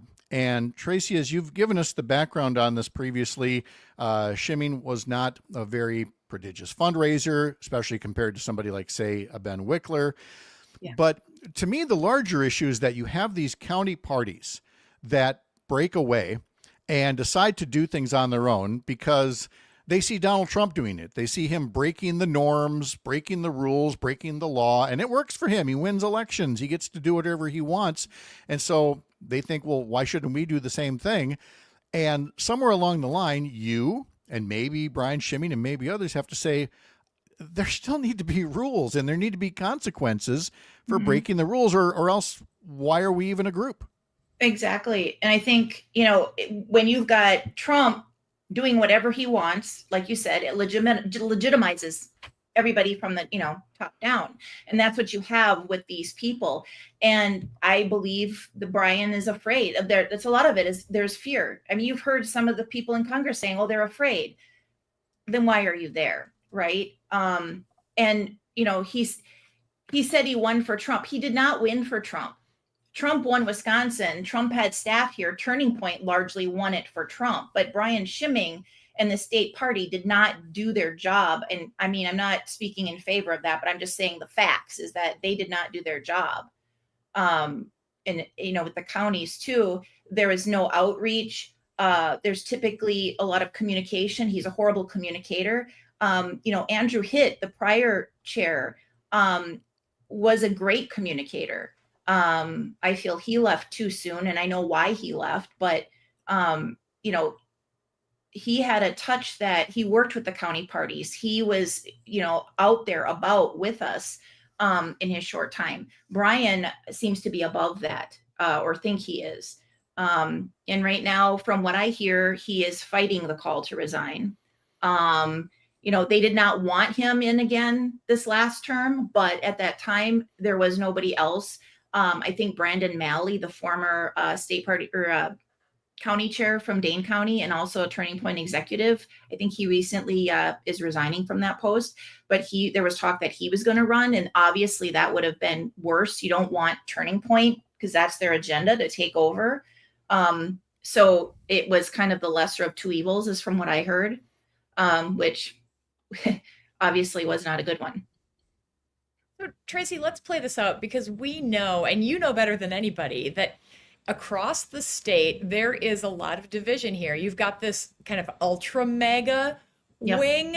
That's what we see in the 8th CD with Brown and Oconto and Wapaka counties. And then you see the other folks they're pretty mega. I mean, they're Republican, but there's a giant division there. How does this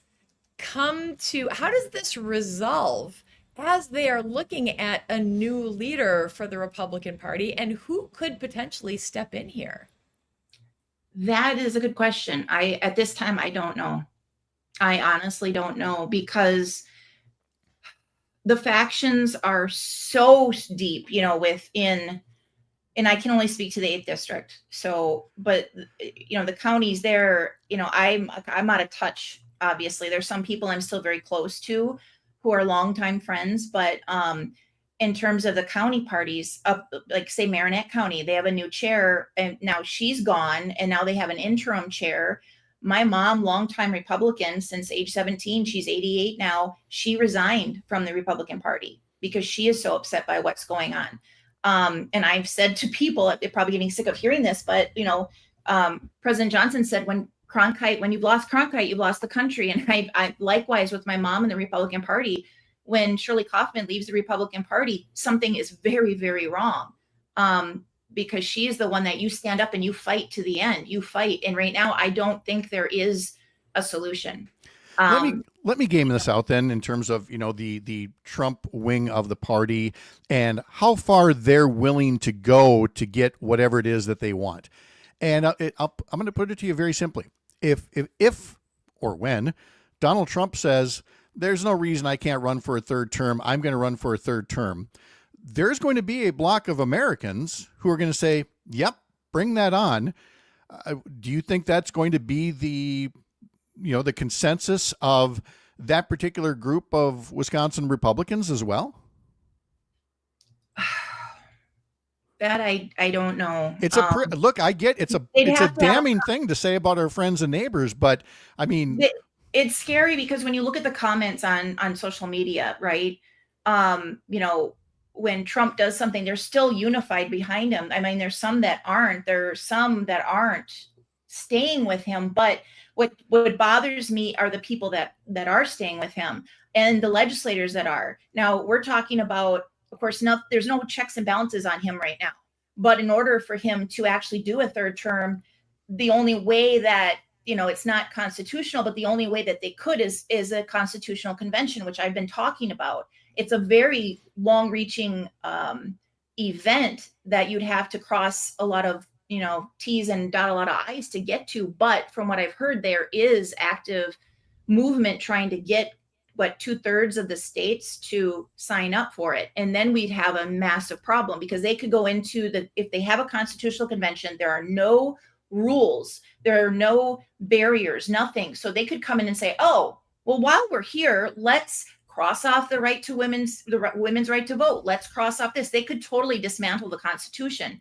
And yeah, I know I'm getting into the weeds here, but it's something we have to have in our heads, in our minds, and be prepared. That's the thing I'm telling people is this is not scare tactics. This is just being prepared and being smart and being educated. And that's where I feel like I am coming from the left side of things, is that if there's a group of Americans that want to go there, then we're going to go there and we're going to finally address the Second Amendment, which was written for muskets. We're going to make sure that money is not defined as free speech. We're going to enshrine women's reproductive health rights. So yeah, there's people that want a constitutional convention to go way over to this extreme. I'm willing to go over to this not extreme, this place where most people are, and say our country would be in a better place if we would go there. So I don't know. I think this, I've listened for years about calling for a constitutional convention. I don't think they understand the degree to which they're playing with fire in a country that would be forever divided. Right. And right now is not, right now, the leadership that's in place, it would be complete disaster if such a thing were to happen. You don't have anybody with any shred of common sense in this administration that, gives a rip about the effects that would have. Look what they're already doing with our medical, with everything else, insurance, what have you. So I don't know. It scares me. I pray to God it doesn't happen, but it is something that I worry about because the ramifications of it's not something to be taken lightly. So let's go back to the grown-ups in the room. Who are they in the Republican Party, and who might step up if Brian Schimming were to resign? Who could be the leader of Wisconsin's Republican Party? Honestly, I don't know. I mean, I have people inside that are staying in to kind of hold the wall, hold the line. Hold the door. Yeah. Not because they want to be there, but because of the fact that, they're hoping that maybe they can see some stuff through and then get out. But I honestly, I don't anymore. I mean, Paul Farrow, he's had health issues. He was chair for a while. If he were 100% healthy, if he would come back, if he could be chair, somebody like him, I don't necessarily agree with all the policies, obviously, with the party anymore because I'm no longer in the party, but he's a decent man. I like Paul. Like I said, he's had cancer struggles. I hear he's doing well, but if he could get healthy, he'd be what I would, if I were going to say for the Republican Party, he would be the common sense person to get in that place. I would probably suggest get a separate fundraising person because I think that you have to have a special chops to be able to do that. Ben Wickler was, one of a kind in that regard. And so I don't know. I think the Republican Party, I don't have a lot of hope for it. I think it has to be completely decimated and then re-brought up, which is what I'm trying to do in the other groups that I'm working with. But this current incarnation with what they're doing, they're not doing anything to help their counties, to help their people. They're just letting everything run ragged. Kristen, let me follow up with your point there. Are you saying that it might have to be somebody who you thought they went away and they come back in, much like Ben Wickler was from Wisconsin, but he had all this national experience that he brought back to the state? Is that what you're seeing in a Mike Gallagher or a Paul Ryan or somebody like that you think might be where the Republicans have to go next? They won't go there. I can guarantee you. I'm sorry, I didn't mean to interrupt, but they won't go there. They won't. No, not even the more sane Republicans are. Paul Ryan is a little bit less. Mike, I can't see Mike coming back for that. Well, that's why I was wondering if Kristen was going to think the same thing. Is like once you go, it's like, this isn't Godfather 3. They're not going to bring you right back in. It doesn't work like that.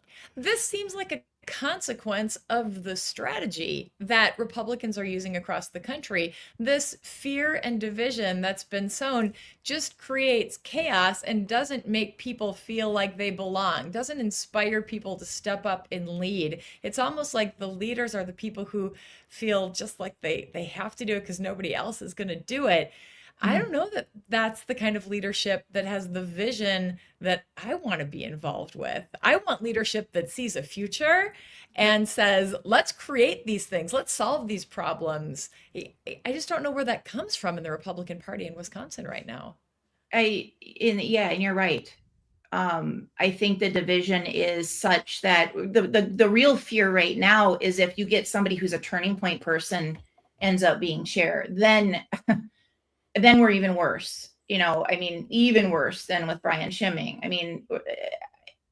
I'm at a loss. Like, I used to be able to tell you, I could tell you a while ago, who I would think, who I could tell you, I can't even name names who I'd like to see because I don't want to speak for them. But like I said, Paul Farrell's probably the best choice at this time that I can think of. I'm sure there's others out there. I just can't think of them. I think it's a commentary on extremism in politics, and you see to a lesser degree on the Democratic side as well, that good people who might want to do these kinds of things, they have no desire to, because they see that moderation is currently punished in so many political circles today, and it is just a crying shame. Tracy Ann Mangold, former top official with the 8th Congressional District Republican Party, thank you very much for helping shine some light on this. Hope I did. Well, as best we could. And Kristen's got a busy day ahead in the nation's capital, telling stories on this Dobbs anniversary. So we'll look forward to hearing more about that on Friday, I hope, Kristen. Absolutely. We'll talk soon. All right. Coming up next, a local update for some of you. Jimmy Costco will be along for the rest of us to talk sports. And in our 8 o'clock hour, we're back together and talking to State Representative Francesca Hong at 8:30. Again, these are your mornings powered by Up North News, live from Lake Wissota. I'm Pat Kreitlow. This is the Civic Media Radio Network.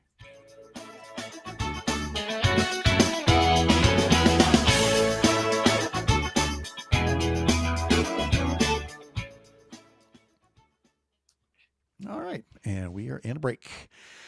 Oh, Tracy, I feel bad.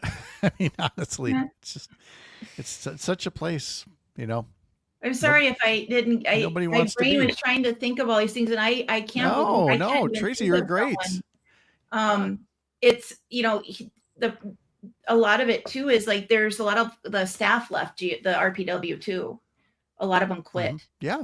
They're not happy. And, with RNC telling Brian that he had to put in certain people, I honestly, that's why our Republican legacy, which we just, they just had a big thing in DC. That's what they're trying to do, is trying to, I don't think anything can happen until the Republican Party is completely blown up. And then sad. Okay. All right, Kristen, you take off too. Thank you so much, you guys. Have a good day. Yeah. We'll talk again soon. Bye. Bye. Good morning, Jimmy. What's up?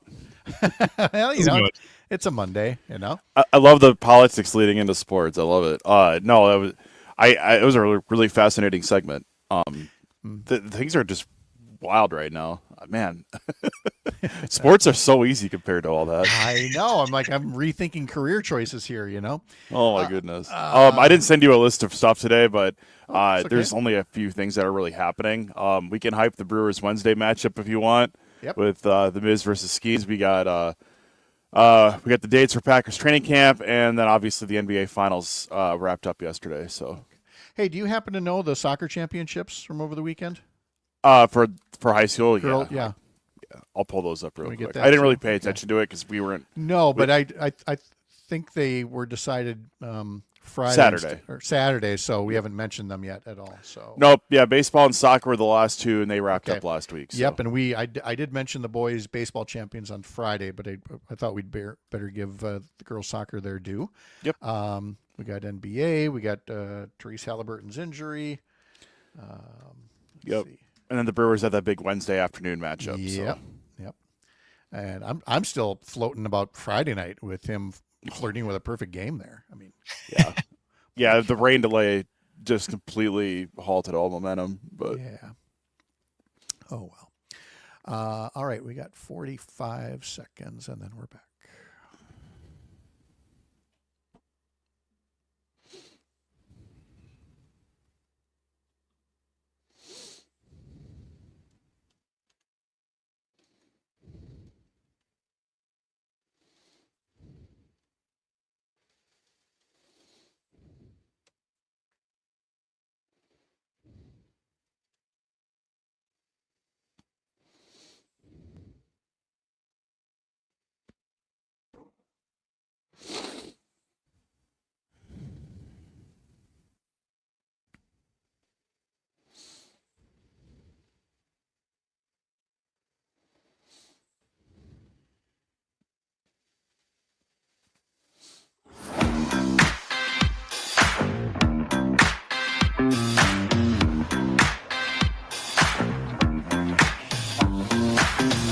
Civic Media Sports Director Jimmy Kuska's here, too, to talk a little sports on this Monday, along with Parker Olson, Pat Kreitlow here in Chippewa Falls.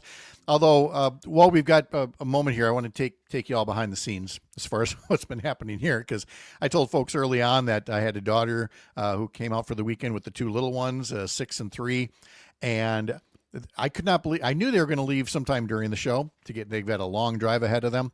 They were very quiet, got it all done. And my daughter texts and says, hey, we're ready to go. So during the last commercial break, I brought the kids in to say hi to everybody. So Parker, you got to see the little one, the 6-year-old, the 3-year-old Very cute waving. And that 6-year-old, I'd put the mic back on mute during the commercial, but I wanted to make sure you knew, Parker, that, Teddy came back up to the microphone and he looks at you guys and he goes, it's nice to meet you. So just sweet kids. So now they're on their way, and I'm not crying. You are. So Jimmy's here, and we're going to talk a little baseball here. We're actually going to talk a lot of baseball pitching, because Jacob Mizorowski on Friday taking a perfect game into the 7th inning. After 5 innings of no-hit baseball in his debut. Jimmy, I don't know what you say other than we are watching something special. He already got the call to the Hall. They sent his hat to Cooperstown, so we know that we can be hyped for the Miz, right? We can be hyped for this guy. I tell you what, following it on social media, and this is something if you're entirely online in your sports experience when you're out and about like I am, covering all these various sporting events that I go to, I'm following this along on social media, and it's rare that you get this these days, but like viral sports moments when they happen, whether it's Twitter, Blue Sky, whatever it is, when it happens in real time, you get so many great reactions to it.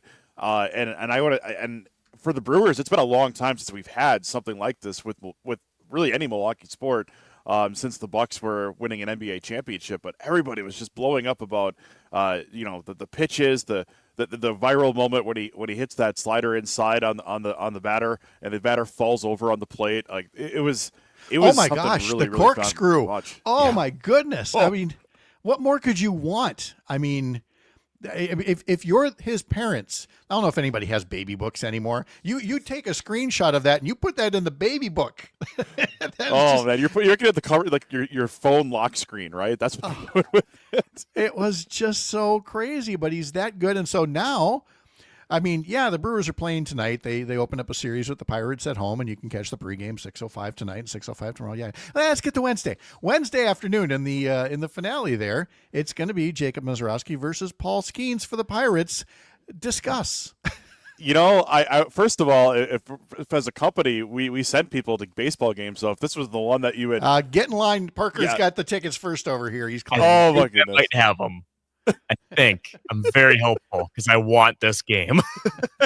I mean, this is going to be hype beyond imagination. This is the regular season baseball. There's 162 games. I don't know if I've been this hyped for a regular season game in a long time. That hasn't been like a September clinch a playoff spot game. I mean, this is amazing. You get two of the best young pitchers in the game going head to head. That is incredible stuff. Okay, well, now, of course, I got to bring the room down.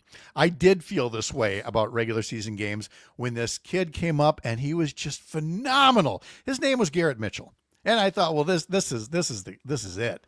And then he got injured, and then he got injured coming back from the injury, and then he injured his shoulder, and now he just re-injured that shoulder doing rehab, sliding into a base a little bit too hard.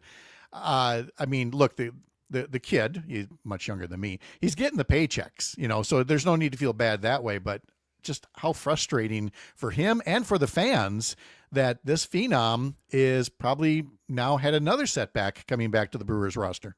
It just happens that way sometimes, right? Where you just get injury after injury.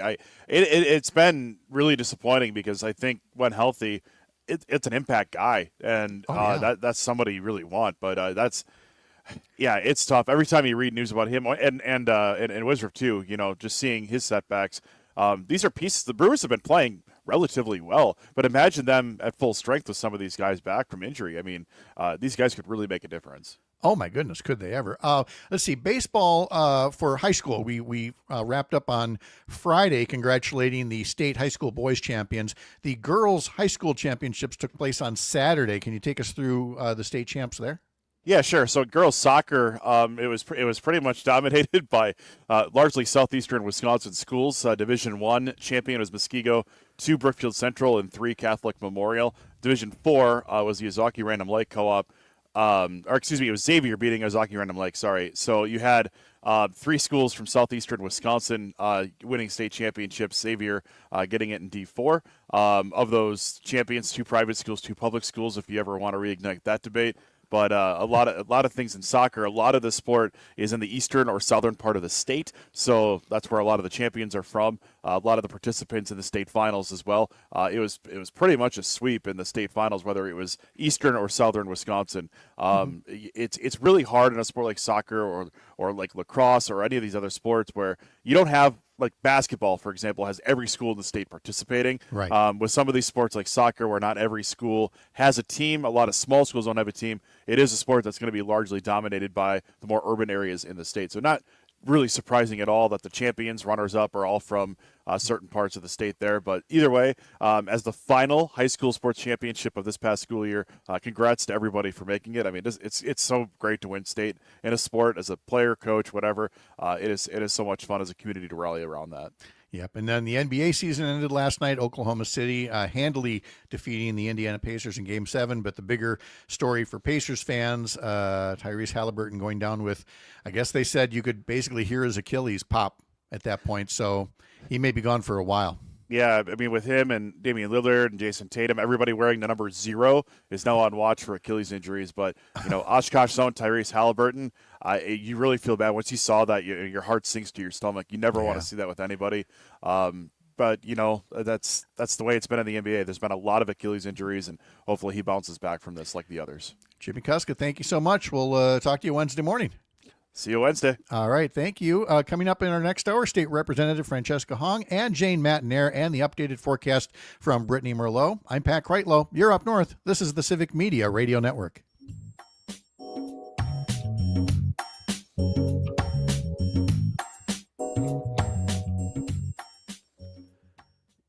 All righty, there we go. That was epic. Thank you so much for that.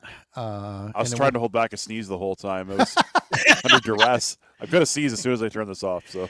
All right, well, I'll let you go. I'll see you Wednesday morning. Yeah, I was gonna say my only sports thing. I was gonna say on Saturday in the 110-degree heat in Platteville. Oh, I know. Yeah. I coached 7-on-7 high school football. How do you? I don't know how I'm still alive from that, but we made it through 4.5 games. We called the last game at halftime because it was hot. We just said, we're done. We got what we wanted out of this.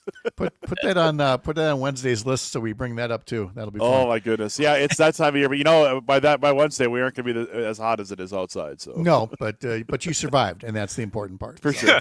All right. Yeah. All right. Take Have care. a good day. We'll see you. Bye. Have a good one, Jimmy.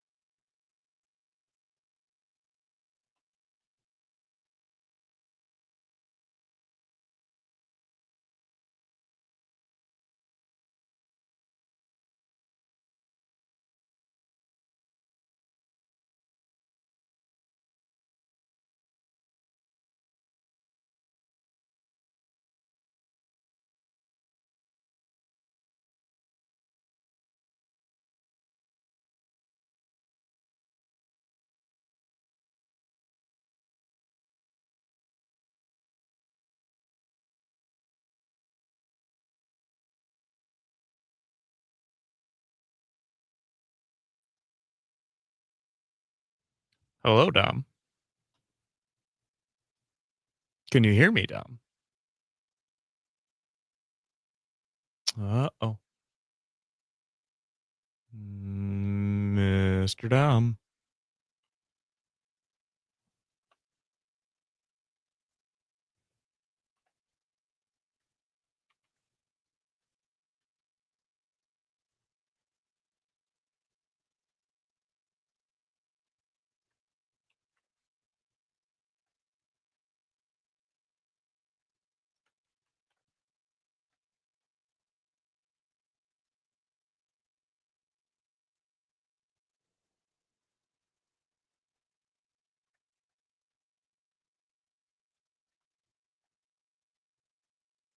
There we go.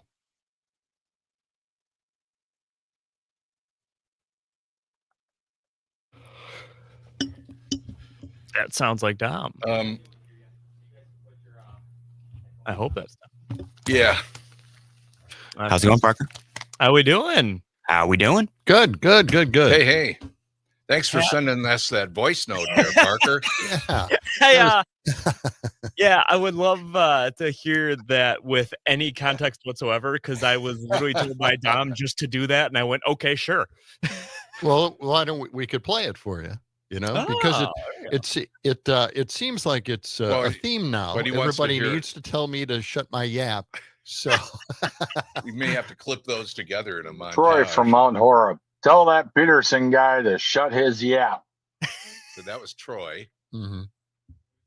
These are all There was a few others. Yeah, there was a few others. Do we? Okay. Well, we'll have to string them all together and Yeah, we'll have to make a thing out of it. Yeah. Oh, that's awesome. How did that start? Was it just randomly somebody told you to shut your yap? It was well, it was Tony. This voice note is a new thing. They just added it to the. I think Gordy suggested that Right. somebody told me to shut my yap. Yes. So then Tony called up and said that, and now you said that. So I think And I we're did just- one. Maybe I we- did one, right? maybe- You did one yeah, that's too. right. He Oh, did yeah. it. Gordy said it in a southern accent. And then John, even you said it at one point. I know you had Right. left a voice note too. Yeah. Yeah. Yes, So- I said it. I don't want him talking to me like that. We use a southern accent because we're just not good at the Wisconsin accent. And I wish I knew the Wisconsin accent. I just can't do it. It was drummed out of me in Milwaukee. Oh well. You're working on it. Yeah, I'm working on it. Yeah, Hi, guys. who's the comedian? That Do we're we gonna have the on? right background, or do you want Kreitlow's background? Who's the No, comedian? Okay. Let's It's leave okay. ours on. Okay. I like it. Who's the comedian? With a Wisconsin. Oh, Charlie Charlie Barron. Barron. Charlie I forgot Barron. to play him. Damn. We got to get Charlie Behrens to show us how to talk Wisconsin with the accent. Keep her moving. That's his big phrase. Keep her moving. Yeah, I'm just Tell your bad at folks I that. says hi and watch out for deer. All right. Tell your folks I says hi. So Yeah, that's right. Hey, Pat. how did you guys survive the weekend? Or did you just stay Just indoors? barely. Yeah. It was the dumbest thing ever, you know. I mean, This We weather ran is into each dumb. other at Walmart, yeah. which never happens. We try to avoid each other on the weekends Well, completely. like any good spouses, after a while, you stay in your room. Like You know? spouses. All right. Right. Oh, God. 25 seconds here. Okay.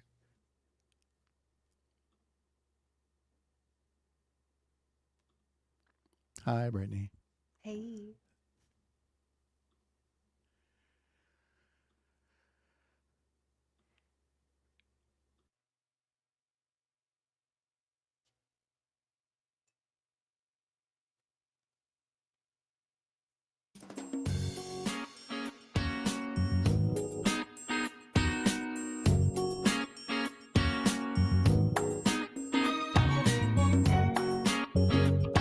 Live across Wisconsin on Civic Media, you're listening to Mornings with Pat Kreitlow, powered by Up North News.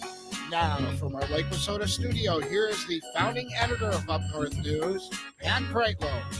Thank you, Don Rue, and good morning. Welcome back. It's a Monday morning, June 23rd, 2025. Nice to have you here up north. Parker Olson in Madison Studio A2.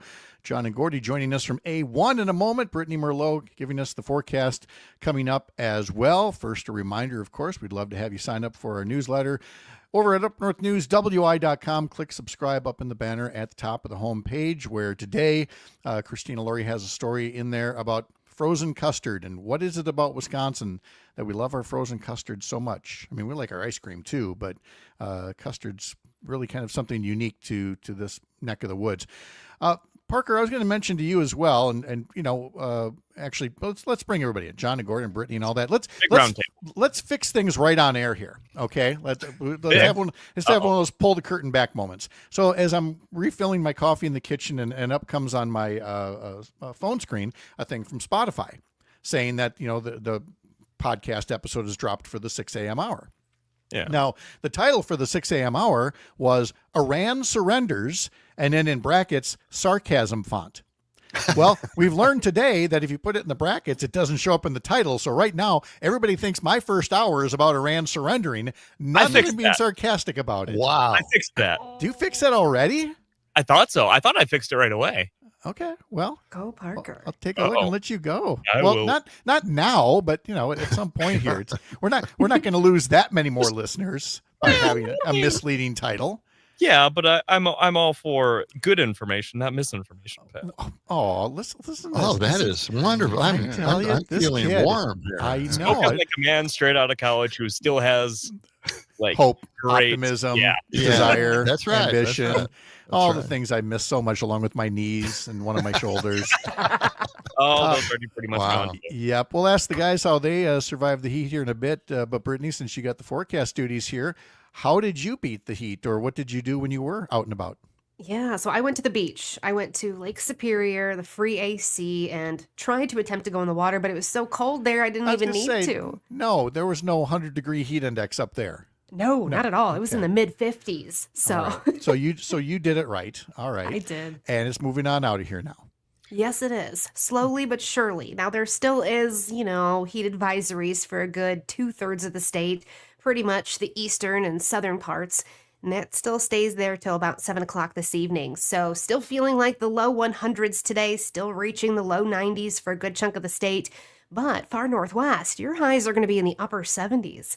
Yeah, some free AC is rolling through, but there's a price to pay to get the cooler temperatures here, and that's going to come in the form of storms. Some could be strong to severe, especially in areas towards La Crosse, into Wausau, then down into the Fox Valley, Madison, you're into that area as well. These storms want to start around 1 or 2 o'clock in the afternoon, probably around Winona, La Crosse area, Wausau. Then they're going to start to build and become more numerous and maybe a little bit stronger with some high winds possible too. And as is going to be a line as it pushes in towards the Madison, Green Bay area. And this is only going to be while the daylight's out. Once it gets dark, this thing fizzles out and becomes just rain. So again, really high risk of some high winds and of course some heavy downpours. Hail and a tornado is possible, especially early as these storms start to form. But once they get into that line, I think that risk kind of goes away a little bit more. But still, storms sparking up around noon. Again, tomorrow, the front is going to be sitting over southern Wisconsin. It is going to continue some heavy rainfall. Then it lifts north as we go through the rest of the week. And then it starts to get out of here as we go into the weekend. So a lot of heavy rain, widespread 1 inch is expected. Some places could get around 3 to 5 inches by the time this week is over. So, this is again, look for your target for mowing the lawn and make your target, or you're going to regret it later on. Exactly. Yeah. Okay, I see how this works. All right, thank you, Brittany. Appreciate it so much. Coming up right after this program, Matt and Air on Air. Jane and Greg have Civic Media's new news director, Shelly Pittman, coming up at 9:30. Wisconsin bug guy, PJ Leish from UW-Madison's etymology department. And, of course, This Shouldn't Be a Thing, their segment coming up at 10:50. On the Todd Alba Show, 2:30 this afternoon, he will welcome in State Senator Kelda Royce from the Joint Finance Committee. And the Maggie Dawn Show this afternoon, Matt Rothschild is the guest co-host with Elon Berman from the American Foreign Policy Council with a follow-up on the U.S. attack on Iran over the weekend. The other fun things we get to do here on this program are talking to some of the people who cover Wisconsin in other local areas. We'll be talking to Earl Ingram on Wednesday, James Kelly, who does the northwestern part of the state. Jimmy Kuska talks to us from covering things over in the western Wisconsin area. And it's so great that on Monday mornings, we get to talk to our Madison morning folks, John and Gordy, who join us from Madison Studio A1. Guys, how are you? Good. Doing great. Yeah. Wonderful. How did you guys survive the heat? Do you have, well, or do you thrive on it? Yes. No, it's the worst thing that could ever happen to me. I'm really allergic to dew points. So anytime the dew points are high, you won't find me anywhere outside. I am indoors, air conditioning, fans blowing like crazy. Yeah, so we actually ran into each other over the weekend in the Walmart parking lot on the west side of Madison, and we decided, we'd never talk to each other once the show was over. We usually just go our separate ways, and especially on the weekends, we don't really check in with each other. We have other lives to lead, but we ran into each other and we thought, well, let's go have a beer somewhere. That's right. So that's what we did. We went to a new place in town that a friend of ours owns, and we had a nice cold one. And so that took care of Saturday afternoon. So you had a good time, because I see this unfolding. You get the beer, you each take a sip. You look at each other. It's like, oh, yeah, that's why we don't do this. Okay. Yeah. Well, anyway. Well, when you're doing a morning show, having a beer is like a real downer. You're ready to go to sleep right after the beer. Exactly. We both needed a nap after one beer. Yeah. But the funny thing about the heat, though, I mean, it was really hot down here, 93 degrees. And the funny thing is, we were out there working in the yard really hard, doing a lot of gardening, making sure that, we're getting ready for the week-long rain. Our neighbors were doing the same damn thing. Everybody was outdoors working really hard in the yard with 93-degree temperatures. Ridiculous. It's crazy. I know, because you got to, because otherwise if it rains and you don't get things done, it just gets really out of hand. So no, I totally understand that part. We actually took the pontoon out for the first time this weekend, Saturday and Sunday, and you kind of get, those little misters, the fans that, blow a little water on you. You get that on the lake naturally. It was really windy, of course, all weekend. And so it really chops up the water, and you can get that speed just right that you can dunk all of your riders occasionally. You just hit the wave, they get the spray. Beautiful. 9 out of 10 times they're mad at you, but this weekend it was like, thank you. Yes, I needed please. that. Yes, please. We go upriver to a place called the Mallard. It's just this little resort with 6 cabins and some campsites, but then it also has a bar. And so a lot of people come upriver or downriver, and they park their boat in there, and they go get a cold one, and they sit around for a little bit. And it's got this area where once a year they dump a truckload of sand on the river. It's maybe 30 feet wide tops, and maybe 8 feet before you get to the river. And all of our grandkids over the years have always referred to it at a certain age like the beach. They want to go to the beach.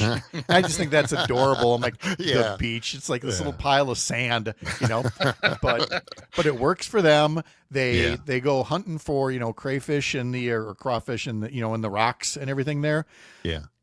And after all these years, they still keep coming back. These stupid crawfish. Like, have you not figured out the kids that are like biting your head off or whatever? They're just like, oh, look, my thing is and then it flops over dead. But it's when the sand arrives. Yeah. Take a vacation. when you hear the kids go, like our yard is filled with squirrels and rabbits. It looks like something out of Snow White or whatever. But as soon as all the little kids show up, boom, they're gone. There is not a woodland creature to be found for the next 3 days. Until they realize that the coast is clear. But it was still fun. Well, I'm glad you guys beat the Heat. Now, Parker was telling us earlier, he was working the Madison Mallards game when that pitcher had a no-hitter the other day. And I've been to 2 Madison Mallards games. Love them. I've been to a few Eau Claire Express games as well. St. Paul Saint. I love Northwoods League baseball. I love minor league baseball.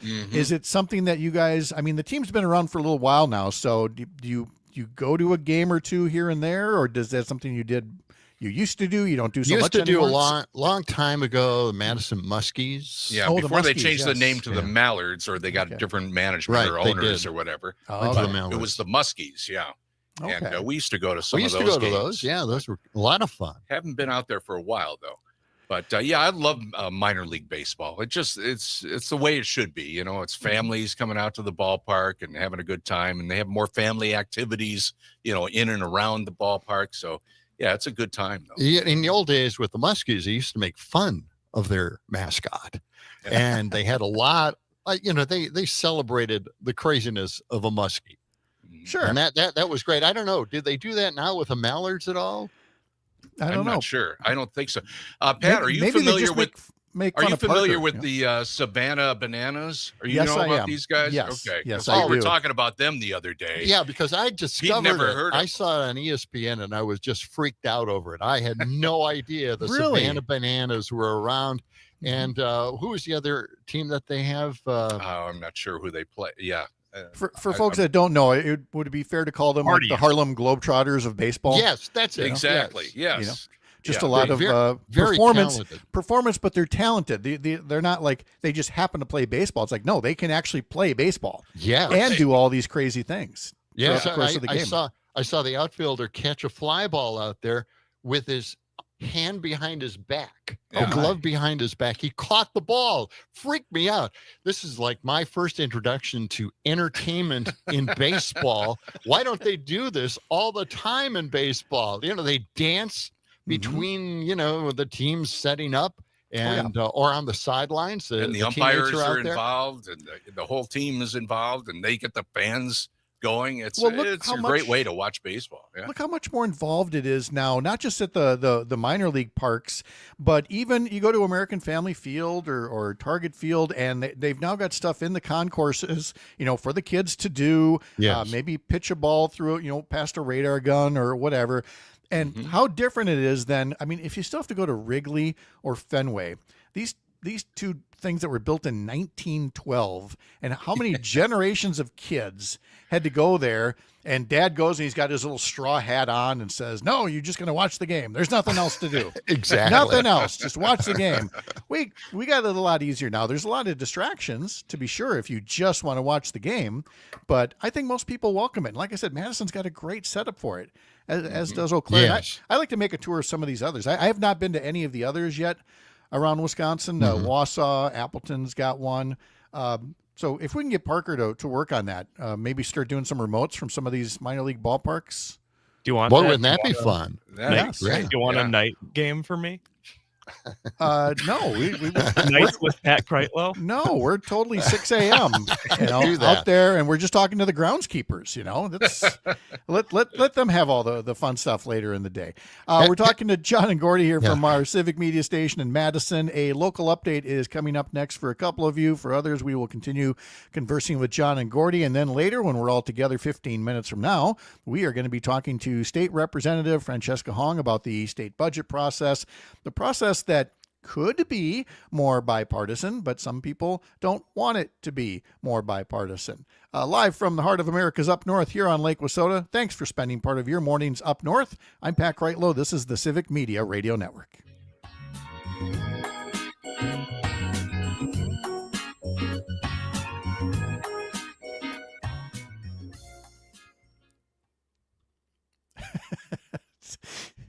Tony, how much does the Mallard pay for this advertising? We just like talking baseball.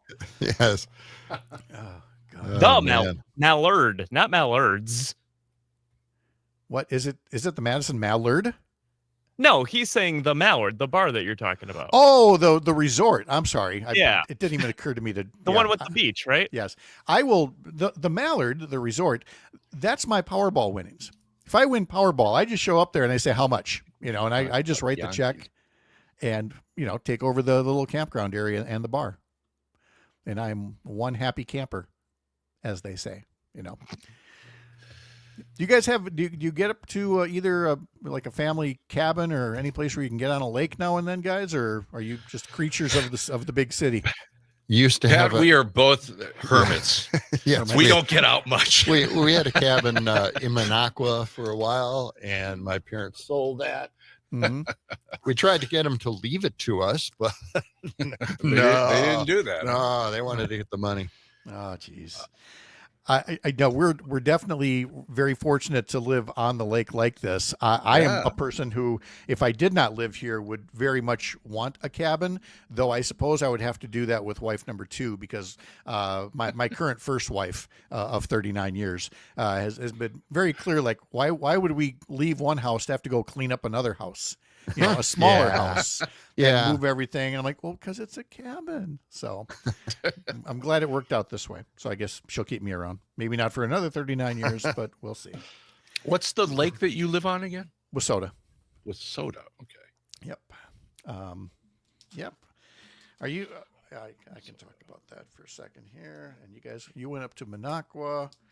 You guys, so just hermits, no other getaways, huh? I don't know whether you guys talked about it, but the ice cream up there, like in Eagle River, they have ice cream. They just love ice cream up there. Oh, yes. Were you guys talking about that the other day, or I don't think am I we just were imagining it? Yeah. But yeah. Could be. And got the whole, like I said in the newsletter, the whole frozen custard thing, which being born and raised in Minnesota, didn't have. Oh, it's time to talk. Here we go.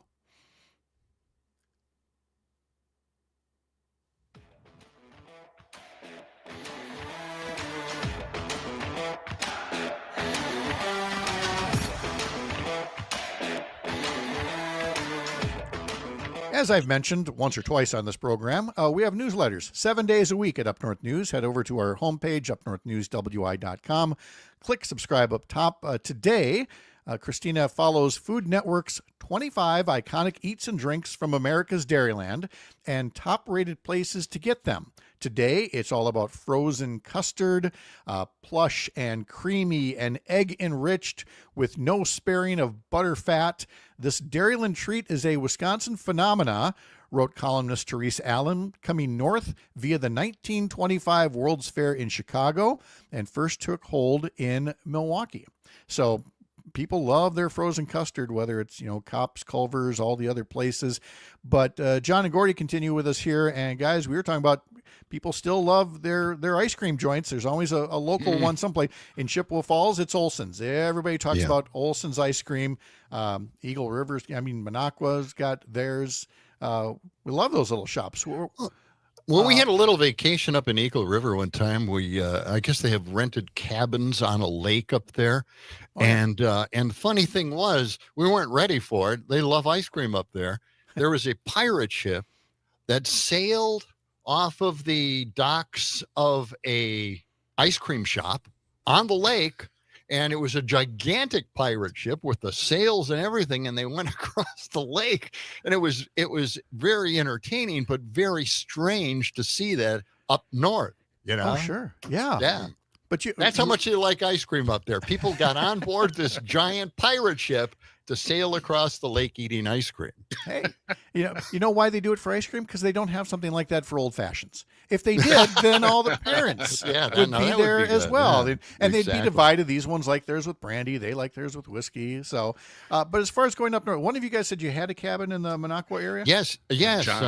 My family did. Yes, it was just wonderful up there. In fact, the lake was great. And they had a nice lakefront cabin, and it was the worst cabin in the world. I mean, no one kept it up. It was really dilapidated. It was just bad. And all these beautiful $500,000 homes were built around it, and they hated them. They hated my parents. They hated the cabin. so, we dealt with it. That's the way it is. Oh, But, yeah. I've noticed over the years, as you move further upriver here on the Chippewa, that at some point there was, and now we've been here 30 years, but at some point there's like this unofficial line where you stop seeing houses and you start seeing cabins. Yeah. And it's almost like the glaciers retreating. Is the cabin line retreats as people are building their homes. And instead of admiring the little cabins, I see, like, my daughters will sometimes, they'll have Zillow on their phone, and they'll be looking at the value of this particular house here, which is, more than everybody in these radio stations, combined makes, given the way some of these houses are constructed. There's not cabin world anymore by any stretch of the imagination. No, it really isn't. And it's kind of tough for the school systems up there, too, to survive because of, the tax base up there. Yeah. Very few people. It blows up everything. Yeah. I was telling you during the break, being up here on Lake Wissota, and that one of the bars here on the lake recently changed their name. And we had company up from La Crosse over the weekend, and they were asking, why is this place, renamed 1917 Lake Wissota? And I explained to them that that's the year that the dam was built and that the lake was formed, being a man-made lake by the old, now it's XL Energy, but the old Northern States Power Company. So Wissota was a combination of Wisconsin and Minnesota. Every listener out there right now is going, duh. But, I didn't know that. Okay, all right. I had no idea, But then I got to tell them, everybody here, the most famous movie blooper, in local history is all about Lake Wissota and 1917. Do you happen to know the reference I'm making here? 1917. No. It's to the movie Titanic, where the Leonardo DiCaprio character, Jack Dawson, talks about, he's talking about, cold water. I worked on Lake Wissota in the winter times. He couldn't because the Titanic sunk in 1912. So it's 5 years before the lake. And of course, everybody up here is like, that's terrible. I pull the movie back. It's like, no, guys, it's artistic license. It's okay. Yeah. But we feel very proud here because we've got the call out in Titanic. Absolutely. Woody Hall or Annie Hall from Woody Allen. It mentions Chippewa Falls, and of course there's Tommy Boy, where they're driving that car all over, and it's after the deer comes back to life in the back seat and everything, and as it's getting to a halt, it stops at a sign that says Chippewa Falls 100 miles. Right. So look, we're not Madison, we don't have State Street, we don't have the Capitol, but we got these little movie references. We'll take them.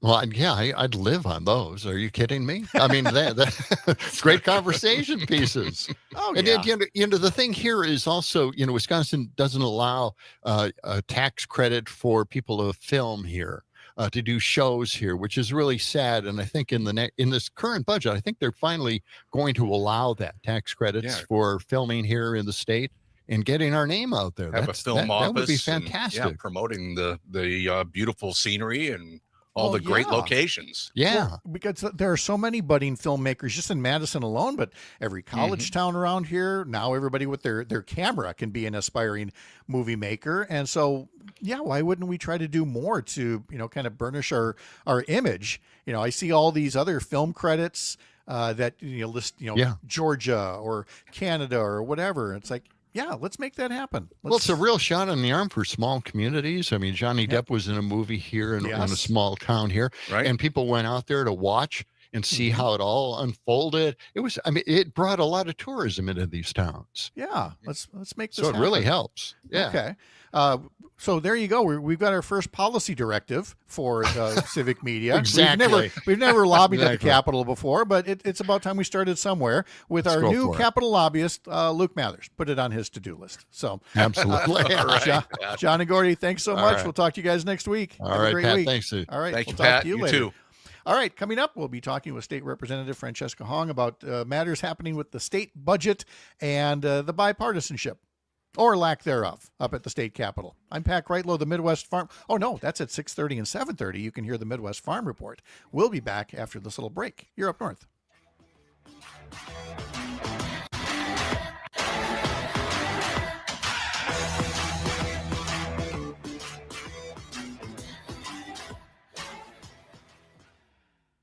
There we go. All right. That's that, and that's that. Thank you guys for hanging around. That's it. They're tired of us. They can't put up with you I anymore. know. Yeah, they just shut it They're all talking down. right now. They're talking to Catherine. Yep. Oh, Catherine. Oh, Catherine. No, She's always distracting. She's going to me. take away all the fun. Oh, come on. Jeez. All right. I'll see you guys later. All right. Thanks, Thank you, Dom. See ya.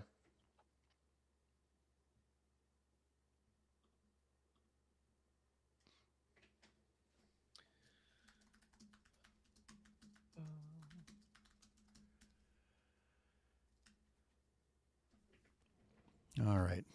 Fran says she's running about 5 minutes late, which is fine. Okay. Well, she starts in 5 minutes. So, Tony, I wouldn't depend on those college towns with these Republicans. If the thing Savannah Bananas do was what Major League Baseball did, I would watch baseball. Yeah, that makes sense. in moderation. I think, now I obviously don't keep a count every day, but I think we might be at an all-time high in the comment sections today. Thanks to the Iran stuff, Yes. And the problem with that is that there's something you want to grab. It's like, I can't find it. It's very far away. Yeah. There's a lot of scrolling going on here. There's also been a couple of comments that have been so long that I can't read the whole thing in StreamYard. Yep. So now we're going through the whole thing here.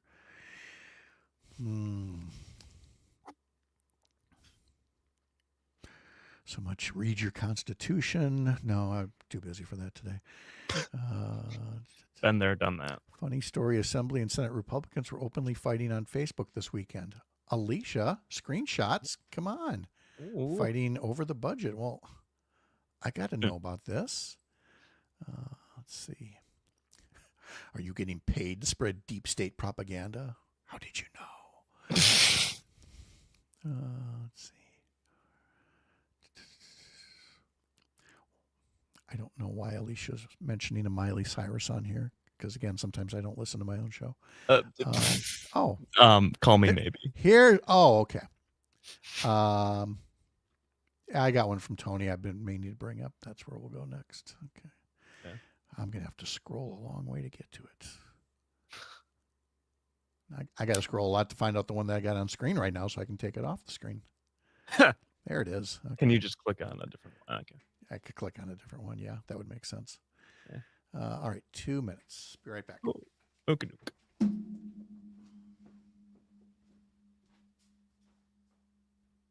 He's a busy man today, chat. He's been in and out during these breaks. He's got a lot of people, a lot of traffic in the house.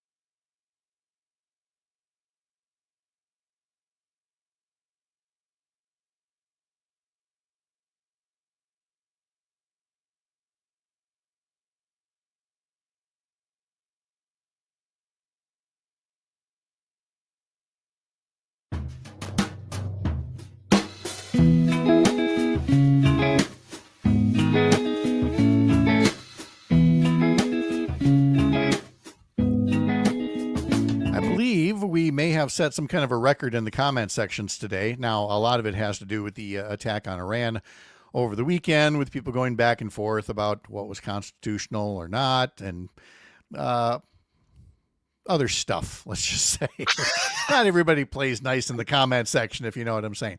So every so often, it's a little tougher to sift through and find these things. But here from Tony up here, Pat needs a backlight to separate him from his fancy new bookshelf. If we're critiquing, it's hard to separate his black headphones from his black bookcase. Well, Tony, let me grab my fancy new remote control here, and let's try that. Ooh, how about that? Look at that. We got it's not like high intensity backlighting, but it's not nothing. So there you go. It appears that you're missing a light. I am missing a light. I am. Okay. Here's the problem with IKEA.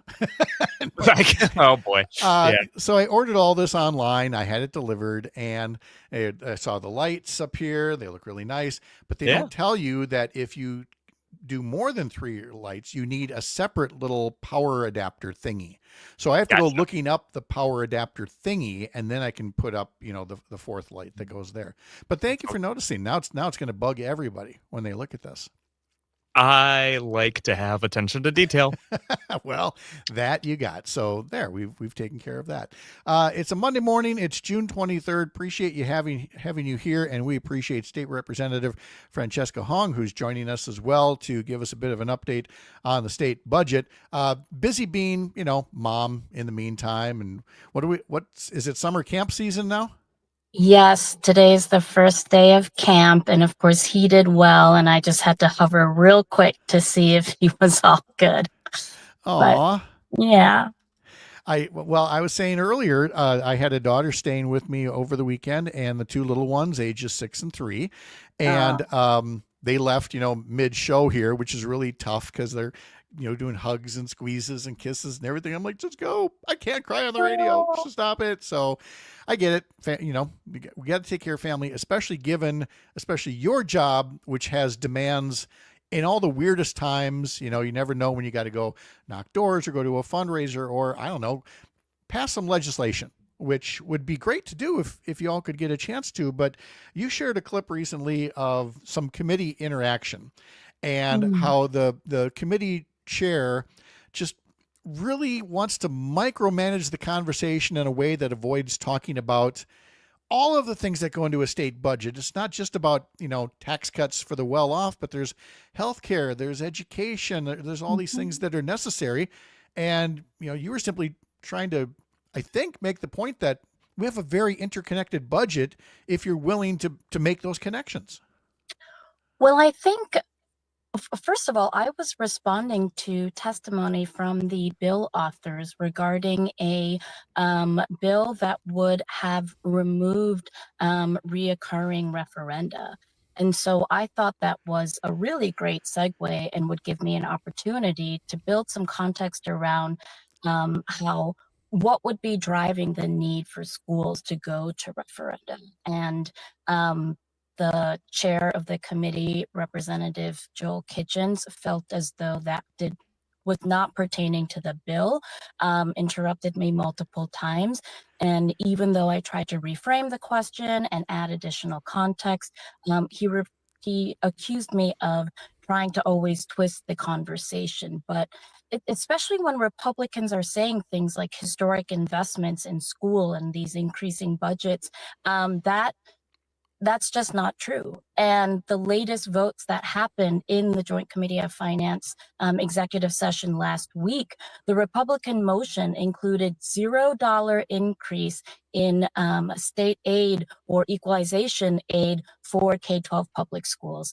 This has not happened since 2011, when Scott Walker administration actually decreased the state aid to K-12 public schools. So it's incredibly unprecedented. I don't love using that word because it's not surprising that the Republicans have very little interest in actually taking care of our kids.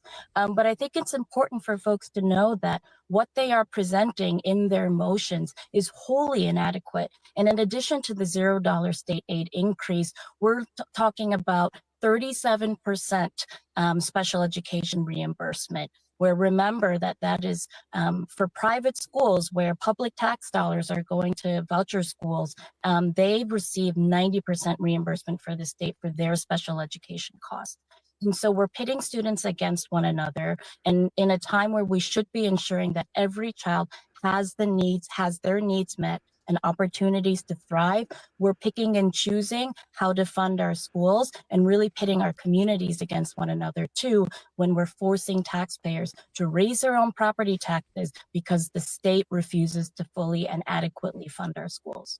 As you were trying to make these points and getting interrupted, I thought of the time when Elizabeth Warren was trying to do the same thing in the Senate and actually was disciplined for continuing to speak. And the phrase "yet she persisted," came into the lexicon, and I immediately thought of that watching you do this, because all I thought you were trying to do, and this is I'm putting words in your mouth here, was to want to say to the Republicans, okay, look, you don't want these recurring referendums, so you could maybe better fund the schools, right? So that we don't need the referendums. And I just wanted one of them to go, oh, no, we don't want to fund schools. We just don't want you guys to have any more referendums. I mean, at least be honest with folks that way, that's what this bill is really all about. You just don't like that pesky democracy breaking out. And we were presenting alternatives and solutions that, again, would eliminate the need to go to referenda. And unfortunately, having a conversation about inadequate public school funding is one that Republicans will continue to evade because it's something that their communities, people in their district, are demanding. And we saw that with testimony from all across the state, where Wisconsinites showed up to tell Republicans and Democrats on the Committee on Joint Finance what their communities need, that we need a budget that reflects our morals, our values, our needs. And unfortunately, the Republicans refused to listen, especially, and they showed that in their budget motion. And so I've drawn some parallels to what we're seeing in Congress as well. And it seems like you have more demand than ever for bipartisanship, or at least an attempt to talk to one another. And yet in both Washington, D.C. and Madison, you see a side of the aisle that is going out of its way to cut Democrats out of the conversation. And I mean, look, I know there's a lot of people that favor this guy who'd love to bring autocracy to the country, but we are not a land of one party rule yet. And yet it seems like it's really too much to ask that, if they're going to need Democratic votes to pass a budget, maybe they would let you get a word in edgewise before they, implode amongst themselves and can't pass a budget. Well, Democrats are going to continue to fight for the needs of Wisconsinites and talk about what people are actually asking for in the state budget and how we use their tax dollars. And they're asking for investments in childcare to make childcare services fully more affordable and available for communities across the state, especially our rural communities. We need to be paying childcare educators, making sure providers have what they need to stay open. They're asking for increases, actually demanding increases in public education, both K-12 and higher ed. And instead, Republicans responded with, we're going to do an $87 million cut to the universities of Wisconsin.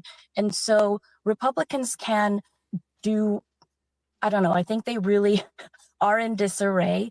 And while we wait for them to get their act together, even though I would like to replace that word with something else, Democrats are going to continue to talk about what Wisconsinites want and are demanding of their government, of their representation. And so folks can talk about bipartisanship in terms of working together, but when the other side has continuously left the negotiating table, when they were left conversations with the governor, I think it's really important that we show people who they are. And who they are folks who refuse to listen to their communities. And so we as Democrats have a deep responsibility to ensure that our message is clear, that we are listening to Wisconsinites. We are going to continue to fight for them. And we have no problem going in to communities whose representatives are not listening and talking about how we can collectively fight back and do better for our communities. We're talking to State Representative Francesca Hong, and here's where we get into some speculation. And again, I'm happy to be accused of overthinking something, but you've got a couple of Republican senators already saying that they're not going to vote for the thing that appears to be coming out of the Joint Finance Committee. So in theory, it could get to the point where Republicans don't have enough votes amongst themselves to pass a budget. And you see some reporters writing, well, they may have to go get, 1 or 2 votes from the Democratic side of things. And my contention has been that this is very likely just a head fake. This just clears the path for them to say, we can't agree amongst themselves and we don't want to talk to Democrats, so we're just not going to pass a budget. That for some folks, there may not even be an interest in passing a budget because, spending just continues at the current budget level and they don't have to make any tough choices. Is that wildly speculative? Am I wildly overthinking this, or is a no budget a possibility? Pat, I always appreciate you being thoughtful and analytical. I wouldn't say it's overthinking. It's unfortunate that we are debating on passing a budget that Republicans have presented. This is the Republican budget that they themselves are not agreeing on, that again does the needs of Wisconsinites. I think it's important that we pass a budget that at least makes sure that we are funding public education, childcare, higher education, that we are not opening any new prisons. I think it's important to continue the conversation about Green Bay. Yes, our the previous session budget will carry over if the budget is not signed as legislation by June 30th. But I also think we have a responsibility to give the governor courage and support to reject a budget that that does not meet the needs of Wisconsinites. I think especially with the impending federal cuts and what this big dumb bill that is being worked on, and that the Senate most likely will be voting on this week in the reconciliation bill. It's imperative that the state do everything we can to ensure that communities have what they need to take care of our constituents. And so I think in addition to the fact that maybe Democrats and Republicans in the Senate are having conversations, a budget that is presented to the governor needs to be one that includes investments in childcare, K-12 education, higher education, and as even though we haven't seen the governor reject the budget in full, this is a much different political climate, and I would hope we can continue to have that conversation about how we need to fight for a budget that reflects the needs and meets the needs of Wisconsinites. And now you see why people like Alicia have comments like Representative Hong has the patience of a saint. And we, not the vocabulary necessarily, but the patience. And that's the thing that's important. Fran, thank you so much for taking time out for talking to us in the middle of a busy family day. I really appreciate it. Have a great day. Always happy to be here. Thanks so much, Pat. All right. Jane Matinair tells us what's coming up next on her program. A local update for the rest of you, all here on our mornings powered by Up North News on the Civic Media Radio Network.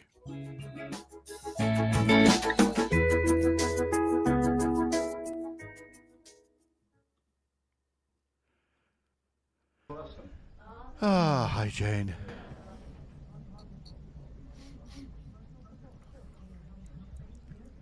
Let's get that girl some headphones. Boy, she doesn't want to talk to you either. I know. I'm going to mute that one there. Nope, still getting an echo. Something is going on with their setup. Yeah. They'll figure it out. What's going on? I think. Greg, where are you? Let's do. Well, I don't think we're getting Jane's mic at all. You can't hear me? Not through the actual microphone. No, we're not hearing you through the board. I think we're hearing you just through whatever, like, We're hearing you through the computer microphone there in studio. Yeah. What about now? There we go. Much Hey. better. Calvin Lovely. got it. Calvin Right. fixed it. Beautiful.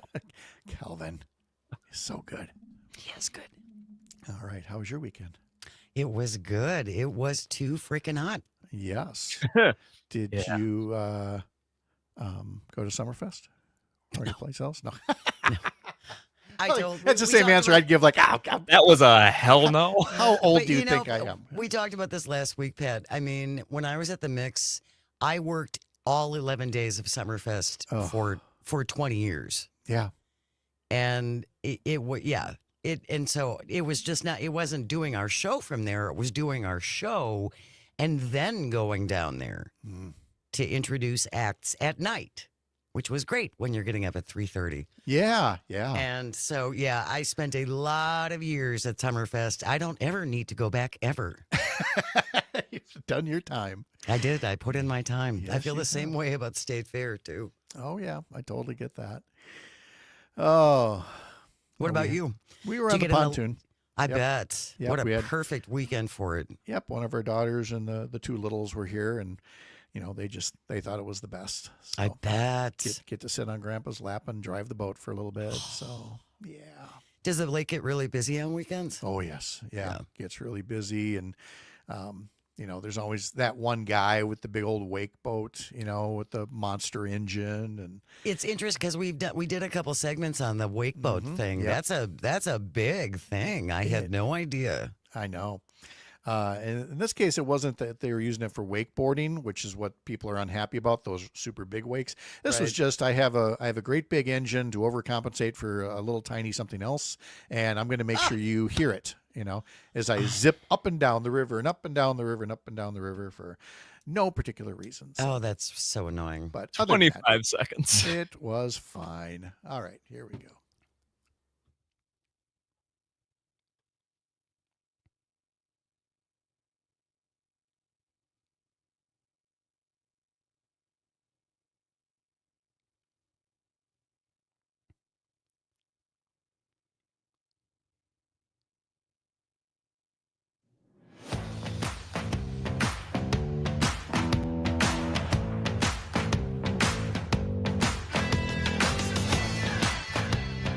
Jane Matnair is here now. She's coming up next along with Greg Bach. Matnair on air, 9 to 11 here across the Civic Media Radio Network. Jane, how are you? I am good, Mr. Kreitlow. How about yourself? I'm great. Although it was funny, we moved out of Milwaukee 34 years ago, and yet you mentioned during the commercial break one of the stations you worked at, and it's fun. The stuff that you cannot control alt delete out of your head is I'm still hearing the Mix 99 FM jingle in my head. Ah, yes.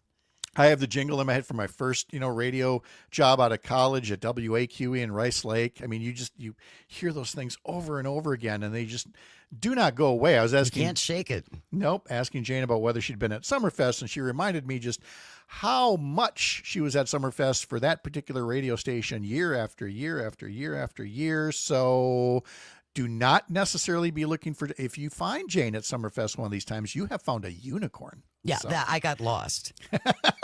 I somehow inadvertently wandered on, and nothing against Summerfest. I mean, I think it's great. It's wonderful for the city. Yep. It's a fantastic festival. I think it's unique. Yeah, but you've been in and of itself. But you get the volume discount. You're Yeah. like, okay. I put in my time for at least 20, if not more years. Not only did I do a show at that radio station, a morning show, but then we would have to go down to Summerfest and introduce the night acts. And then get up at 3 in the morning. And then get up at 3 in the morning. So yes, and we gave away in a different radio station. We gave away rides on buses, on the shuttle buses. So we would have to ride the buses back and forth to Summerfest and ride the buses back and forth to State Fair. And yeah, I kind of put in my time. Well, I mean that's why everybody thinks that their local radio personality. You do all this because I mean for a 7-figure salary, you have sacrifices have to be made. Well, it's the glamour. We all do It this is. because of the glamour and the incredible paychecks that we get. For yes. Can't tell you how many times, and it's not a knock on folks. They're not supposed to know how it is behind the scenes. But how many folks asked me to give a message to Tom Brokaw, figuring he worked right down the hall from me. Because you talk to him all the time. Because he's doing the news at 5:30. I'm doing the news at 6, so we must be right there. We're all in the same room. Yeah. Does not work that way. No. In fact, I remember as a weekend anchor once, remember for a time Keith Olbermann was part of MSNBC? I do. And one time, I think probably just one if they were smart, they let him fill in on a weekend edition of NBC Nightly News. And so he did the 5:30. I come on, I do the 6 o'clock, and a buddy of mine right away messages me. It's like, Keith Olbermann and Pat Kreitlow. There was so much sarcasm on TV, my TV exploded. We just could not get past all of that. And I think it worked for Olbermann for a time. It worked for me for a time, but that sounds fabulous. All things must pass. What do you have happening on the show this week? We are very excited. Obviously, we're going to talk about the U.S. bombing Iran over the weekend, but we will talk about that in a little bit more depth. Charlie Pittman, Civic Media's new news director, is going to be joining us coming up after the 9:30 news. So I'm really looking forward to talking to Charlie. She hasn't been on the show yet, so get to know her a little bit. And all the incredible things that our Civic Media News team is doing. They're all around the state. And if you haven't signed up yet for a newsletter, I would highly encourage you to do that. You can go to civicmedia.us and sign up for our newsletter. You can actually have it curated according to your interests. So it's pretty fabulous. Check that out. And then in hour number 2, PJ Leash. He is the bug guy. He's an entomologist with UW-Madison. We've talked to him many, many times over the years. PJ is going to be here after 10 o'clock. Ticks are a bigger than normal problem this year. Oh, yay, everyone says collectively. Ugh. And honeybees. Okay. We need honeybees. Honeybees are really important. Pollinators are very important. And now there is a research project on honeybees that it looks like the Trump administration is going to kill.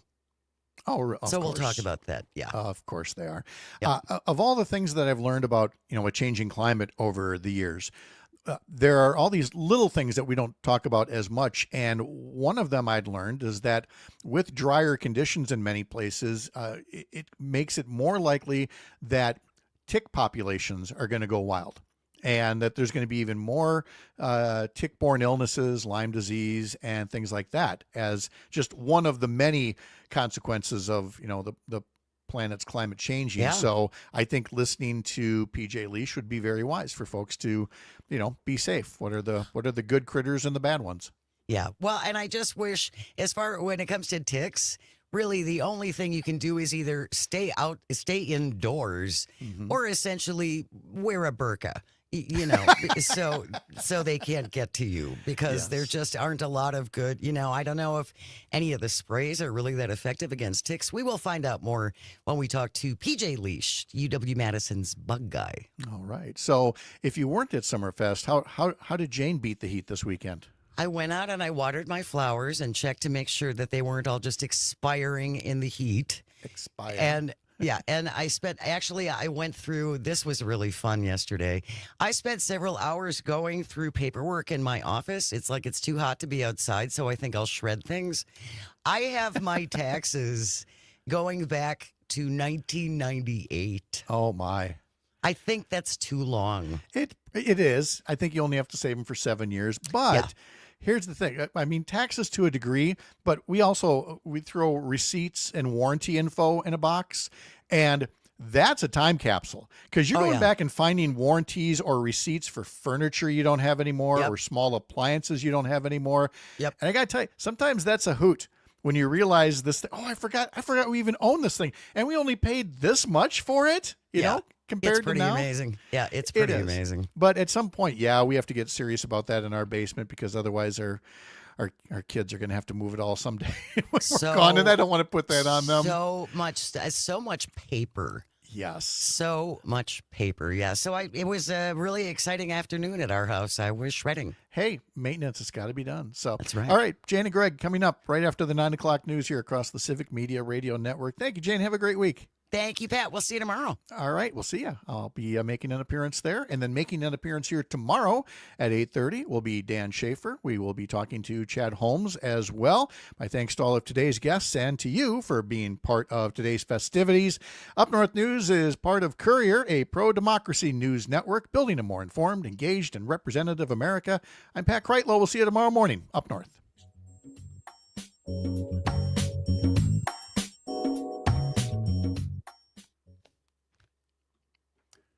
And there goes the